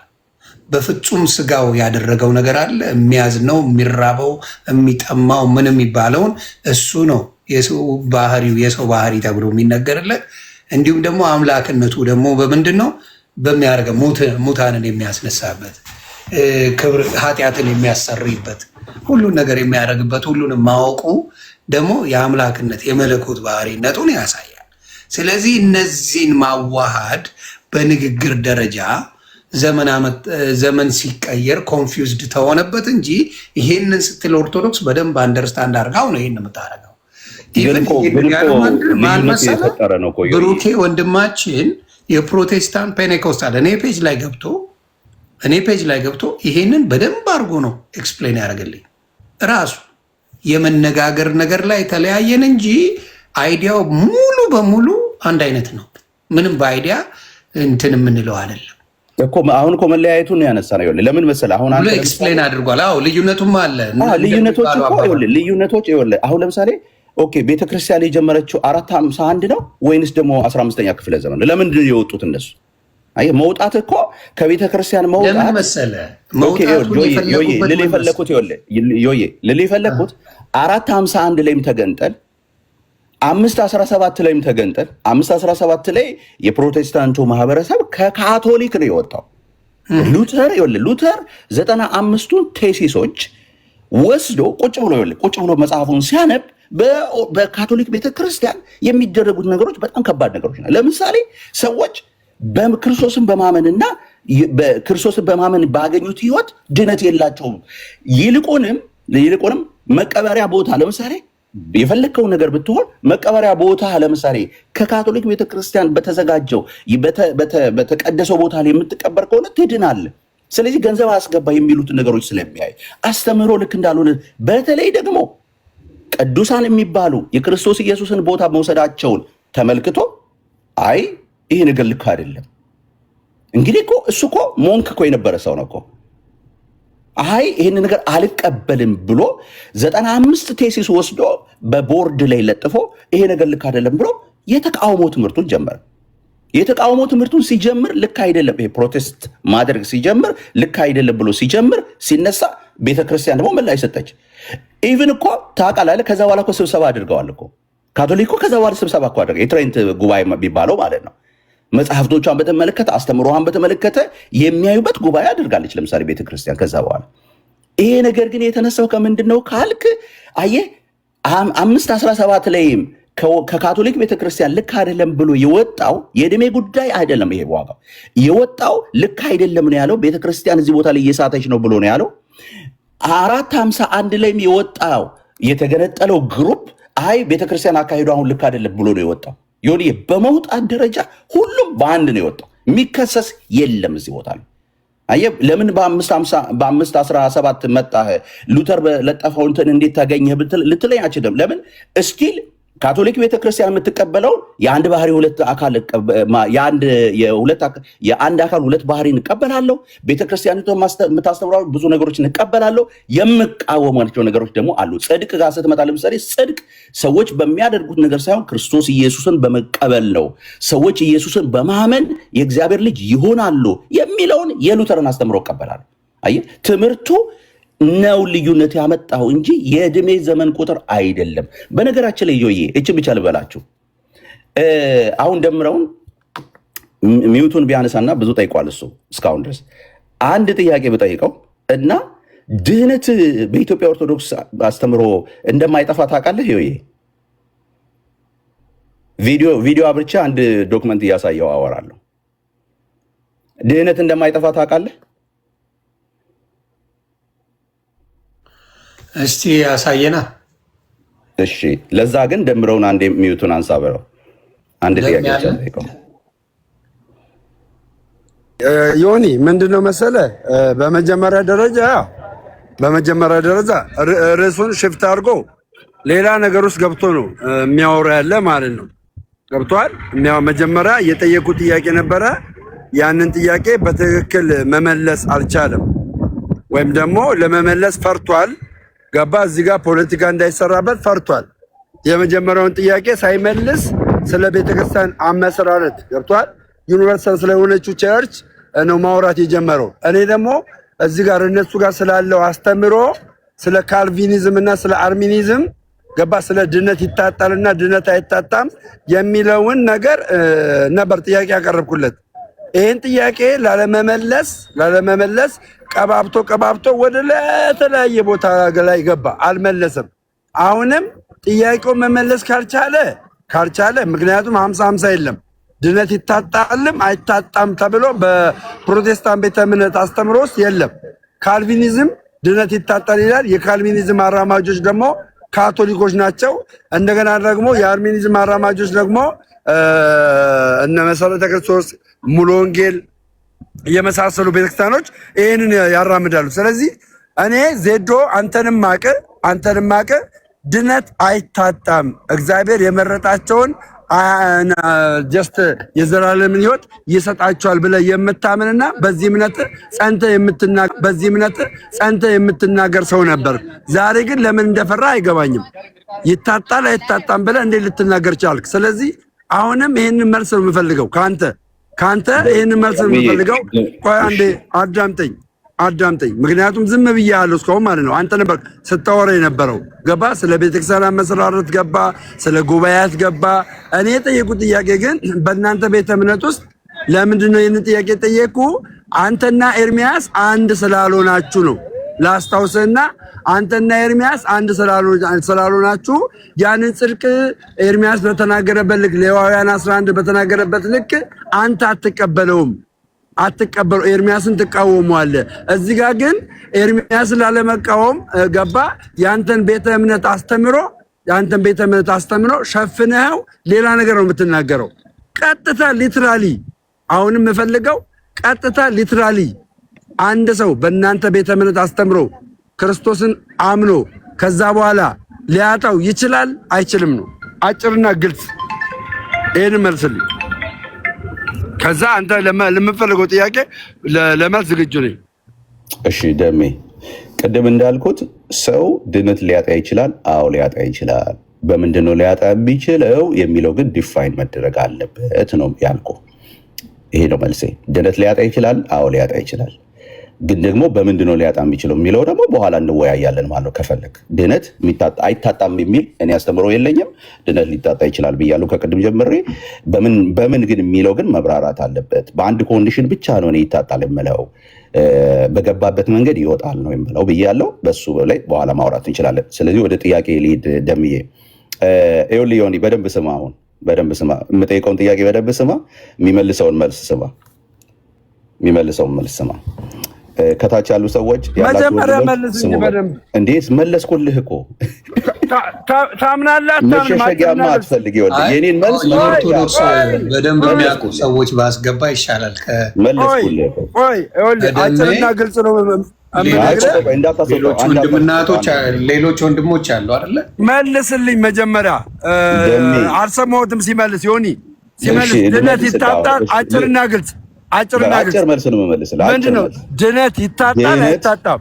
ድነት ይታጣል፣ ግን እንዴት ነው የሚታጣው የሚለው መብራራት አለበት። ስለዚህ እንዴት ነው የሚታጣው የሚለው ማብራራት አልፈልግም። እንዴት ነው የሚታጣው ለሚለው እኮ ማለት ነው ንስሐ የሚባል ነገር አለ። ድነት ባጭሩ ድነት ይታጣል አይታጣም? ድነት ይታጣል። ኧረ በማርያም እኔን ስማኝ በእናትህ። ዝም ብዬ ነበር እስካሁን። አጭርና ግልጽ። እኔ አሁን ድነት ይታጣል አይታጣም ብሎ ዮኒ ቢጠይቀኝ ማለት ነው አንድ መልስ መልስለታለሁ። ድነት ይታጣል እለዋለሁ። ለምን ብዬ ሲጠይቀኝ ድነት የሚታጣው በዚህ መልኩ ነው ብዬ መልስለታለሁ። አንተ አንድ ሰው በክርስቶስ ካመነ በኋላ ድነቱን ያጣል አያጣም? አጭርና ግልጽ። እሺ፣ ድነት ሊታጣ ይችላል። መልሱልኝ፣ አጭርና ግልጽ። ዘጋውልህ እኮ በቃ መለስኩልህ። ይችላል እንጂ ይታጣል። ይችላል የሚባል አስተምሮ የለም። ኧረ በህግ አምላክ ይችላል የሚባል የለም። ልነግርህ ነው፣ ይቅርታ። እኛ ቤት ማለት ነው ግብረ ሰዶማዊ ፓስተሮች አሉ በአውሮፓ በአሜሪካ ነገር። እነሱ ድህነቱን አጥተዋል ወይስ አግኝተዋል? መጀመሪያ ማልዳ ነው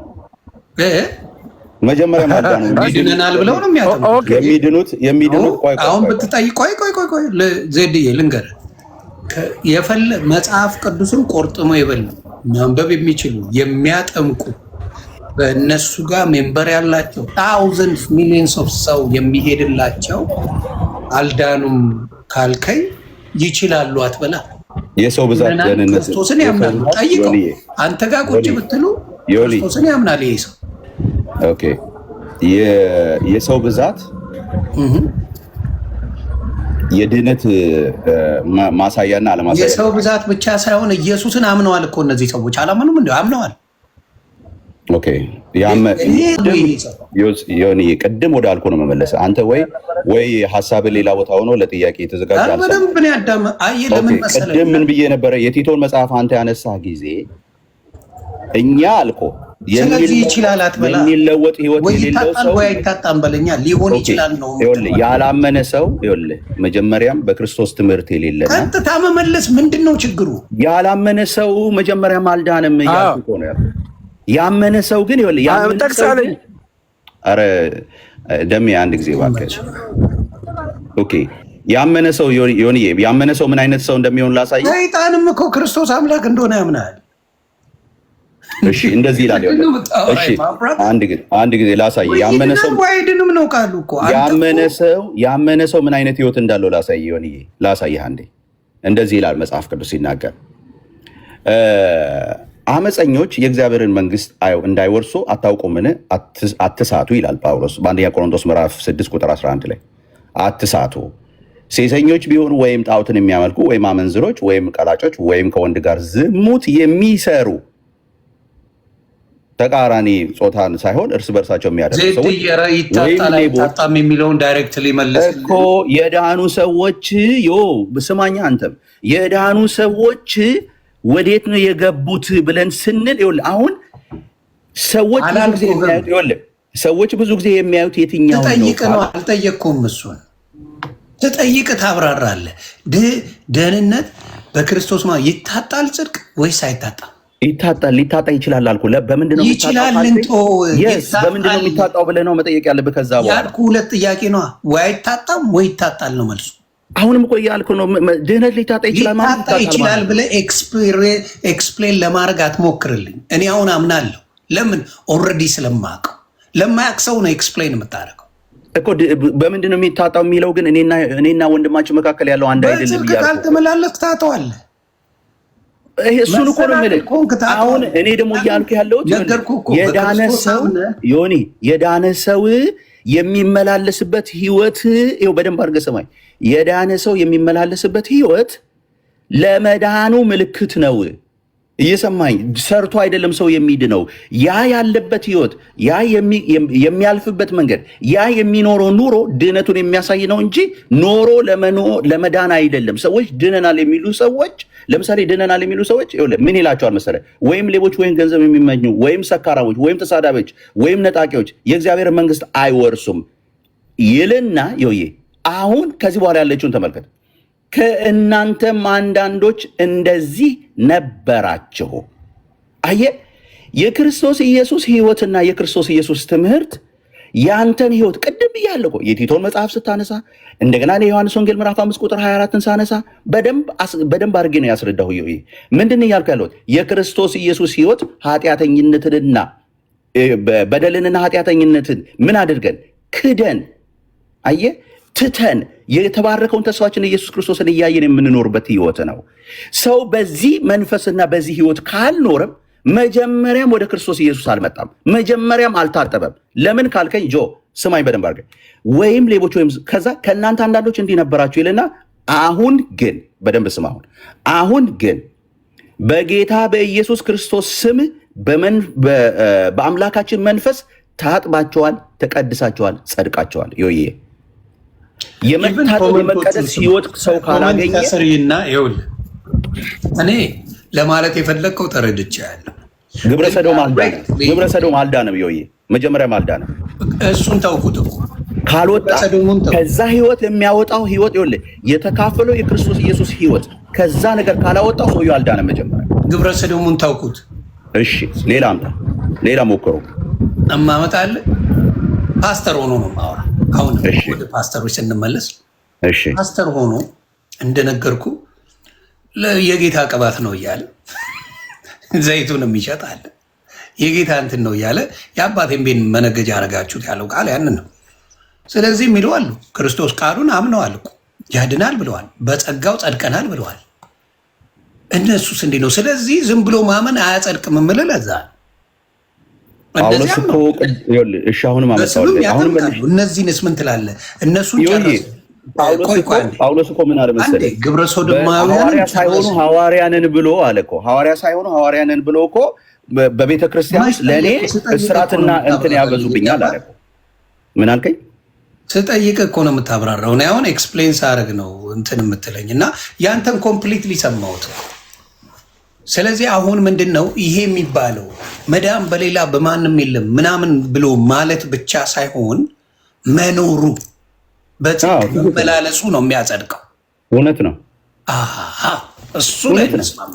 ስለዚህ ታች መጣችሁ ይቺ ኤፌሶን 2:9 10 የሚጠቅሱት አፈር እየገባ ነው ማለት ነው። አስርንም አብሮ መጥቀስ አለባቸው። መልካሙን ስራ ለማድረግ በክርስቶስ ኢየሱስ ዳግመኛ ተፈጠረ ነው የሚለው።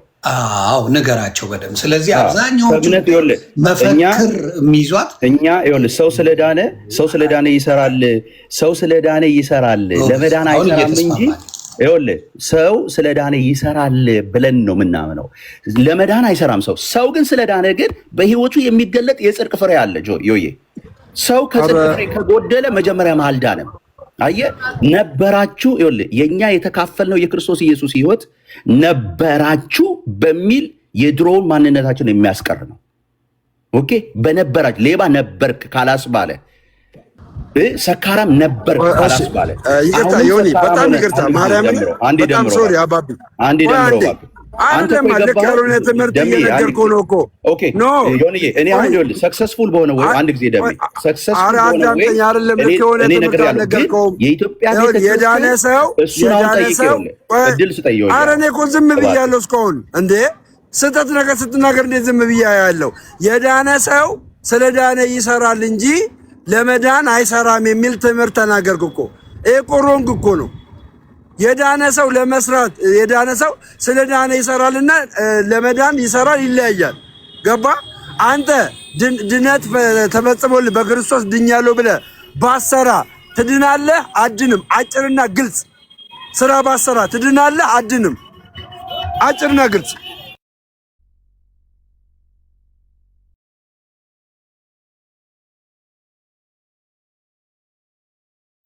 ሚውት ነዜድ አርገውኝ ነው ሚውት። እሺ ሰንበዲ ሚውት አርጎኛል። አታርጉኝ ፕሊዝ። እኔ ረባሽ አይደለሁ። በጣም በጥሩ ሁኔታ እያወራው ነው። ፕሊዝ ሚውት አታርጉ። ቤተሰብ የምታርጉ ካላችሁ ፕሊዝ። በጣም ተረጋግቼ በጥሩ ሁኔታ እያወራው ነው። አታርጉ። ሶሪ ከተደረግ ይቅርታ። አርገውኝ ነው። እሺ ልቀጥል። ይኸውልህ ደምዬ ቅድም እኮ አሁን እኮ ከወንድማ ወይ ስለማትሰማኝ ይሆን አላውቅም። ከወንድሜ ዮኒ ጋር አሁን ስናወራ እኮ ኤፌሶን መጽሐፍ ምዕራፍ 2 ቁጥር 8 ብቻ ሳይሆን ምዕራፍ 2 ቁጥር 10ንም ጴንጤ ይውጠዋል አልኩ እኮ። አየህ በጸጋ ድናችኋልና እንደፈለጋችሁ ሁኑ የሚል ትምህርት የለንም እኛ። በጸጋ ድነሃልና መልካሙን ስራ ለማድረግ ነው በክርስቶስ የተፈጠርከው። ከፍጥረት ይቀድማል ምን ከስራው በፊት። ይኸውልህ በደንብ ስማኝ። እዚህ ጋር መጽሐፉ የሚለው መልካሙን ስራ ቁጥር 10ን ብናነባው ምንድን ነው የሚለው? መልካሙን ስራ ለመስራት በክርስቶስ ኢየሱስ ተፈጠርን። አየህ መፈጠር ቀድሟል። ለምን? ለስራው። አየህ ከተፈጠርክ የምትኖርለት ስራ አለ። በጸጋ አሁን እኮ ቅድም ያነሳኸው እኮ በጸጋ ድናቸዋል አለ። ማን ነው ያ ጸጋ? ክርስቶስ ኢየሱስ ነው። በጸጋ ድናቸዋል። እኔ እዚህ ጋር ጥያቄ ምን መሰለ? ይህን የድህነት ትምህርት ተምረው የመዳን ትምህርት ተምረው አይደለ የሚጠመቁት? ስለዚህ ሊጣመሙ የቻሉበት ነገር ምንድን ነው ታዲያ? ይሄ እኮ እቺ ዓለም እኮ በጣም ፈተና እኮ ነች። አየህ አሁን ሰዎች የገባቸውን ህይወቶቹን መሰለ የቶቹን መሰለ ምዕመናኑን ምናምን አይደለም። ምዕመናኑ ሳይሆን አስተማሪዎቹ ምኖቹ ሁሉም አሁን በፕሮቴስታንት ከሌላ ሃይማኖት የሚመጣ በተለይ በደንብ የድህነት ትምህርት ተምሮ በደንብ ትምህርት ተሰጥቶት ነው የሚጠመቀው እንደማ። ስለዚህ መጣመሙ የሚመጣው ከየት እንደሆነ የሚዳንበት ከሆነ የመዳን ትምህርት ከተማሩ የማይጠፋ ማንነት ከሆነ የሚሰጣቸው ዋይ እንዴት ሊሆን ቻለ? ስለዚህ ትምህርቱ ወይ መስተካከል አለበት ወይ የሆነ ነገር መደረግ አለበት ብዬ ነው ማስበው። እሺ ዮዬ፣ አሁን እችን ለመመለስ በጣም በአንድ ደቂቃ ውስጥ በአጭር ሰምራይዝ አድርገልሃለሁ ዮዬ፣ በደንብ ከሰማኸኝ አንተም ለሌላ ጊዜ ዮዬ፣ የቃሉ ሙላት በጣም ወሳኝ ነው እንደዚህ አይነት ነገሮችን አንደርሳን ለማድረግ። ለምሳሌ የሁለተኛ ጴጥሮስ ምዕራፍ 2 ቁጥር 1 ባንብልህ ለዚህ ነገር ክልጥ አድርጎ መልስ ይሰጥሃል። ይሄ ዛሬ የተጀመረ ነገር አይደለም። ገና በነ ጴጥሮስ ጊዜ ገና የቤተ ክርስቲያን ምስረታ ላይ የመጣ ለቤተ ክርስቲያን የመጣ ተግዳሮት ነው። ዮዬ በደንብ ስማኝ ፕሌስ እባክህ፣ በጌታ ነው መለመናችሁ እዚህ ያላችሁ እንዳትገባብኝ እንደም እያየው ስለሆነ የምትለው ነገር። ስለዚህ ልጨርስ። ምን ይላል መሰለ ዮዬ፣ ጴጥሮስ የጻፈው አእማድ የሆነው ጴጥሮስ የጻፈውን ጽሑፍ ላንብብልህ። ለቤተ ክርስቲያን የጻፈው ለልጆቹ የጻፈውን ምን ይላል? ነገር ግን ሐሰተኛ ነቢያት ደግሞ በሕዝቡ መካከል ነበሩ፣ እንዲሁም በመካከላቸው ደግሞ ሐሰተኛ አስተማሪዎች ይሆናሉ። እየሰማህ ወይ? ሐሰተኛ አስተማሪዎች ይሆናሉ። እነዚህ ሰዎች እንዴት ክፉ እንደሆነ በደንብ አድርገህ ስማ። አሁን ምን ይላል? እነርሱም ይላል የዋጃቸውን ጌታ እንኳን ክደው። ዋው! የዋጃቸው በየት ነው ያሉት? በሕዝቡ መካከል ሐሰተኛ ናቸው። አዎ ነቢያት ናቸው። ሐሰተኛ አስተማሪዎችም ናቸው። እንደውም ስቴት ነው ኤክስቴንድ የሚያደርገው ካልክ የዋጃቸውን ጌታ እንኳን ክደው የሚፈጥንን ጥፋት በራሳቸው ላይ እየሳቡ የሚጠፋ ኑፋቄን አሹልከው ያስገባሉ አሉ። እነዚህ ሰዎች እምነት ያለ ተጀመረ አይደለም ይከታል ማለት ነው አንተ የምትለው። አዎ ሐሰተኛ ነብይ ይወለ አንደኛ ነገር አረድን ስጠኝ። እኔ የጠየኩህን እኮ አልመለስክልኝም። አጭር መልስልኛ። በቃ ይኸውልህ አጭር መልስልኝ። አንድ ሰው ከዳነ በኋላ አጭር መልስልኝ። የትም አትሄድም። እኔ አጭር መልስ አዳምጠኛ ብራዘርዬ፣ አዳምጠኝ። አጭር መልስ የምፈልገው ለምን መሰለህ እኔ ልማማር ነው። አሁን ደሜ ማድረግ ያለብኝ ገብቶኛል እኮ በመማማር ሂደት ውስጥ ቅድም የጠየቁ ጥያቄ ነበረ። አንድ ሰው ስለ ዳነ ነው የሚሰራው እንጂ ለመዳን አይሰራም አለ። እኔ ደግሞ አንድ ሰው ከዳነ በኋላ መስራት አለበት፣ የማይሰራ ከሆነ ድነቱን ያጣል ብዬ የማመን ሰው ነኝ። ዜዶ አንድ ሰው ስለ ዳነ ነው የሚሰራው ወይስ ደግሞ ድነቱን ስለሚያጣ ነው የሚሰራው? አጭርና ግልጽ መልስልኝ። አጭርና ግልጽ። ይሄንን አልመለስክም ዜዶ፣ እባክህን አጭርና ግልጽ። አለበለዚያ እዚህ አደባባይ እምነት ብቻ የሚለው ይፈርሳል ማለት ነው። አጭርና ግልጽ መልስልኝ። ሰዎች በእምነት እንደገቡ በእምነት ከእምነታቸው ሲጎሉ በዛ ይጠፋሉ። ሰው በእምነቱ ጠንክሮ የሚኖር ሚዩት አድርጎ ደምሽ እኮ ስራ ያስፈልጋል አያስፈልግም? መልስልኝ። የዳነ ሰው ስራ ይሰራል። ስራ ብቻ የሚያደርግ እኮ ለመዳን ነው ስራ የሚያደርግ ቢሆን ናቲ ሪኩዌስት አላረገኝም። ብዙ እየጻፋችሁልኝ ነው። ናቲ አላረገልኝም፣ ሪኩዌስት አልጠየቅም። ደምሮ እባክህ አንድ ጊዜ ሚዩት አድርገው እኮ ለመዳን ነው ወይ ስራ የሚያስፈልገው? ለመማማር ነው እኮ ለመማማር ስለሆነ ለመዳን ነው ወይ ስራ የሚያስፈልገው? ለመዳን ስራ ያስፈልጋል። ይኸው 30 ሰከንድ ግልጽና አጭር፣ ዮኒም እንዲያውቀው እኔም እንዳውቀው ማለት ነው። ግልጽና አጭር። አንድ ሰው ለመዳን ነው ስራ የዳነ የዳነ ሰው ደሜ የዳነ ሰው አንተ ያልከው ስለገባኝ እያለ ያለው ምን መሰለ፣ በመጀመሪያ እውነተኛ ሚውት አድርገው። እሺ ደምረው ሚውት አድርገው አንዴ። ዜድ ስማኝ። በመጀመሪያ ዜድ እያለ ያለው ምን መሰለ? በትክክለኛ መንገድ በክርስትና ሕይወት ተምሮ የዳነ ሰው ወደዛ ነገር መግባትም የለበትም ነው የዜድ የሚለው። መጀመሪያም ክርስቶስን ያመነ በክርስቶስ አምኖ የተጠመቀ ያንን መንገድ ያንን ኃጢአት ክዶ ያንን ሁሉ ነገር ክዶ የሚመጣ ነው። ስለዚህ ይሄ ነገር ለጥያቄ ምልክት እንኳን መሆን የለበትም ነው።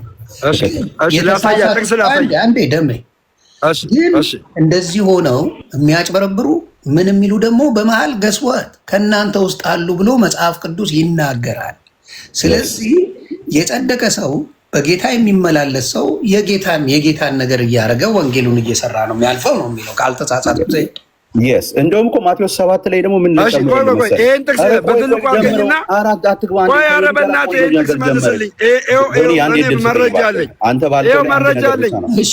በትልቁ አድርገኝ መረጃ ጠቅሳለች። እነዚህ ሰዎች ድነዋል አልዳኑም? በትልቁ አድርገኝ። ይኸው በትልቁ ነው አባቴ። አንብበው ምን ይላል? የበራላቸው ሰማያዊውንም ስጦታ የቀመሱትን ከመንፈስ ቅዱስም ተካፋዮች ሆነው የነበሩትን መልካሙን የእግዚአብሔርን ቃልና ሊመጣ ያለውን እያንጋደድክብኝ ነው። ወደዚህ አድርገው እያየኝ ወደዚህ። ኧረ አንጋደድከው። አዎ እንደሱ አድርገው። መልካሙንም የእግዚአብሔርን ቃልና ሊመጣ ያለውን የዓለም ኃይል የቀመሱትን በኋላም የካዱትን እንደገና ለንስሐ እነርሱን ማደስ የማይቻል ነው። ለራሳቸው የእግዚአብሔር ልጅ ይስታሉና ይስታልና ያዋርድቷልምና ይላል። ይሄ እኮ ቅድም እኮ እነዚህ ሰዎች አንዴ ይሄንን እኮ ቅድም በቃ ጀምረው አንድ ጊዜ ደምሮ ያዝልኝ መልስ ነው ይፈልጋል እኮ ብሎታል። ይሄንን ቅድም ዕብራውያን 6 እና ዕብራውያን ምዕራፍ 10 ቁጥር 29 ላይ ሰው የካዱትን አየህ። ዕብራውያን 10 ደግሞ ያንን የዳኑበትን ደም ያረከሱትን የረገጡትን ይላል መጽሐፍ ቅዱስ። ሰው በገባበት ነው የሚወጣው ያልኩ ለዚህ ነው። የካደ መካድ አለበት። ሰው ስትሮንግ የሆነ እምነት ያለው በክርስቶስ ኢየሱስ ትምህርት የሚኖር ሰው የክርስቶስን ሕይወት ይኖራል። ደካማ ሊደክም ይችላል፣ የሚነሳበት መንፈስ አለ።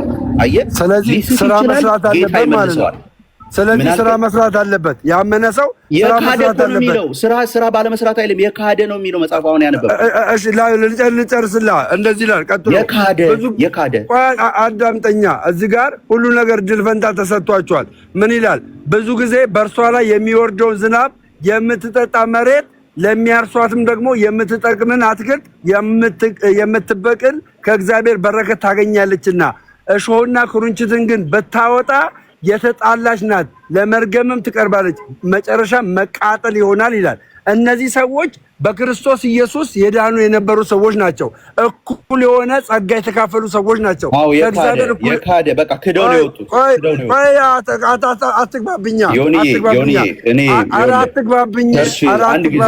ቸርች መሄድ ካለብማ ሂድ። አይደለም ይኸውልህ፣ ዛሬ ስኖው ነው እኛ ጋርና ስኖው ነው እኛ ጋርና በዙም ነው። ስለዚህ እምነት ብቻ ፈረሰ ማለት ዛሬ። እስካሁን ድረስ እኔ ተጠይቄ ያለው እችን ብቻ ጥያቄ ጠይቄው ልውጣ። ቆይ አልመለስክልኝማ። ሳትመልስልኝ እየደወሉልኝም ነው። እሺ ይኸውልህ፣ ቆይ መለስኩልህ እና ሌላ ጊዜ ከፈለግ መምጣት ትችላለህ። ሰው በእምነት ብቻ ነው በገባበት ነው የሚወጣው። ክዶ ይወጣል። በእምነት አምኖ እንደገባ ክዶ ይወጣል። ስለዚህ አሁን እየገባብኝም ስልክ ስለሆነ ዮኒዬ እችን ብቻ ቶሎ ብለህ እችን ብቻ እኔ ይኸውልህ፣ አሁን እሱ ከቅድም ጀምሮ ድነት ይጠፋል ነው የሚለው አይደለ? በኢትዮጵያ ኦርቶዶክስ ቤተክርስቲያን አስተምሮ ድነት ይጠፋልና ይታጣል የሚባል አማርኛ አለ። ኧረ ቤተሰብ ከስር ኮመንት የምታረጉልኝ ናቲ ይታጣል። ይኸውና ናቲ የሚባለው ልጅ ዲያቆን እየላከልህ ነው። ናቲ ዲያቆን አበባ ለእኔ ሞሬተር ስጠኝ ላስገባው።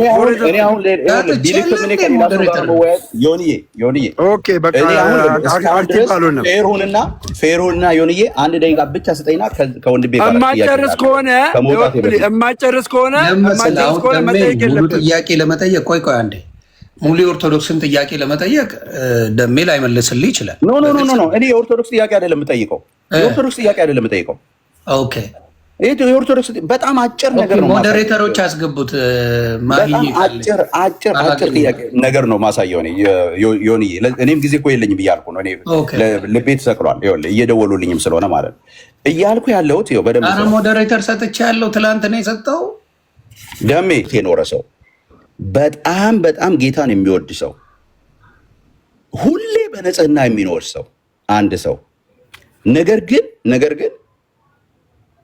ማለት የሚታዘዝ እኮ ነው ህይወቱ የሚናገር ሰው ነገር ግን እንዳጋጣሚ ሆኖ አንድ ቀን ኃጢአት እየሰራ ሞተ ንስሐ ሳይገባ። ኦኬ ኃጢአት እየሰራ ሞተ ንስሐ ሳይገባ። ይሄ ሰው ይድናል? ደሜ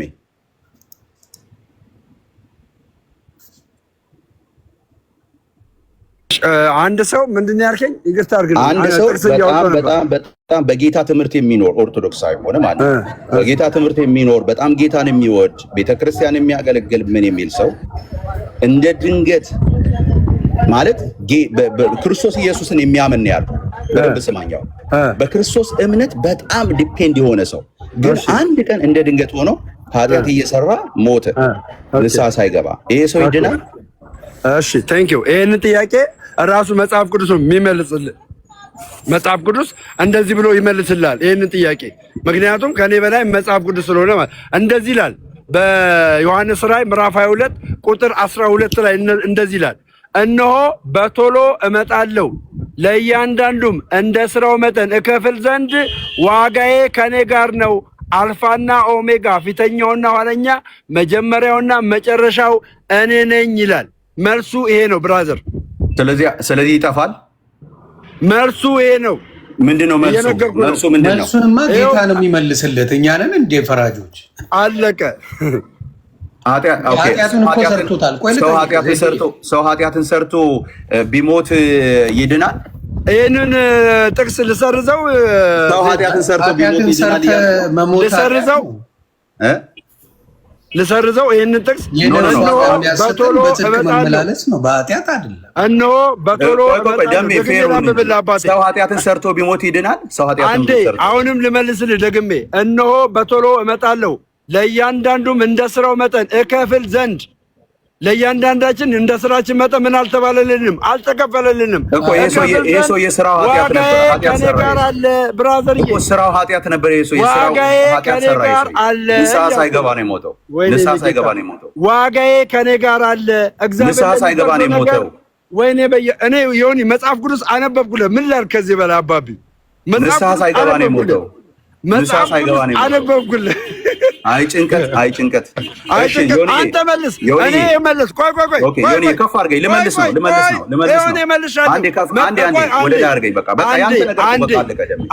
ጥያቄ የኔ ነበር፣ አንተ አልመለስክም። የራስን ጥያቄ እንደማይጠፋ ማስረጃ እሰጣለሁ። ከፍ አድርገኝ ዮኒ። አንዴ መጀመሪያ መልሳ የራስን ጥያቄ ራስን ጠየቁ። ራስን አንዴ ስማኛ። ኧረ በስመ አብ! ኧረ ስማኝ፣ አንዴ ስማኝ። አንዴ በቃ አቆም። አንዴ ስማኝ። ኧረ ዮኒ እኔ ነኝ የጠየኩት ጥያቄው መልስ ሰጠው። የመለስኩትን መልስ ይቀበላል አይቀበልም? ይንገረኛ ዮኒ። አንዴ እኔ ነኝ አይደል መልስ አልሰጠም። እኔ መልሱን ልሰጥ። እሺ ይቀበለኛ ማለት ተቀብያለሁ አልተቀበልኩም ይበለኛ። የኔ ጥያቄ ነው። ተቀብያለሁ አልተቀበልኩም ይበለኛ።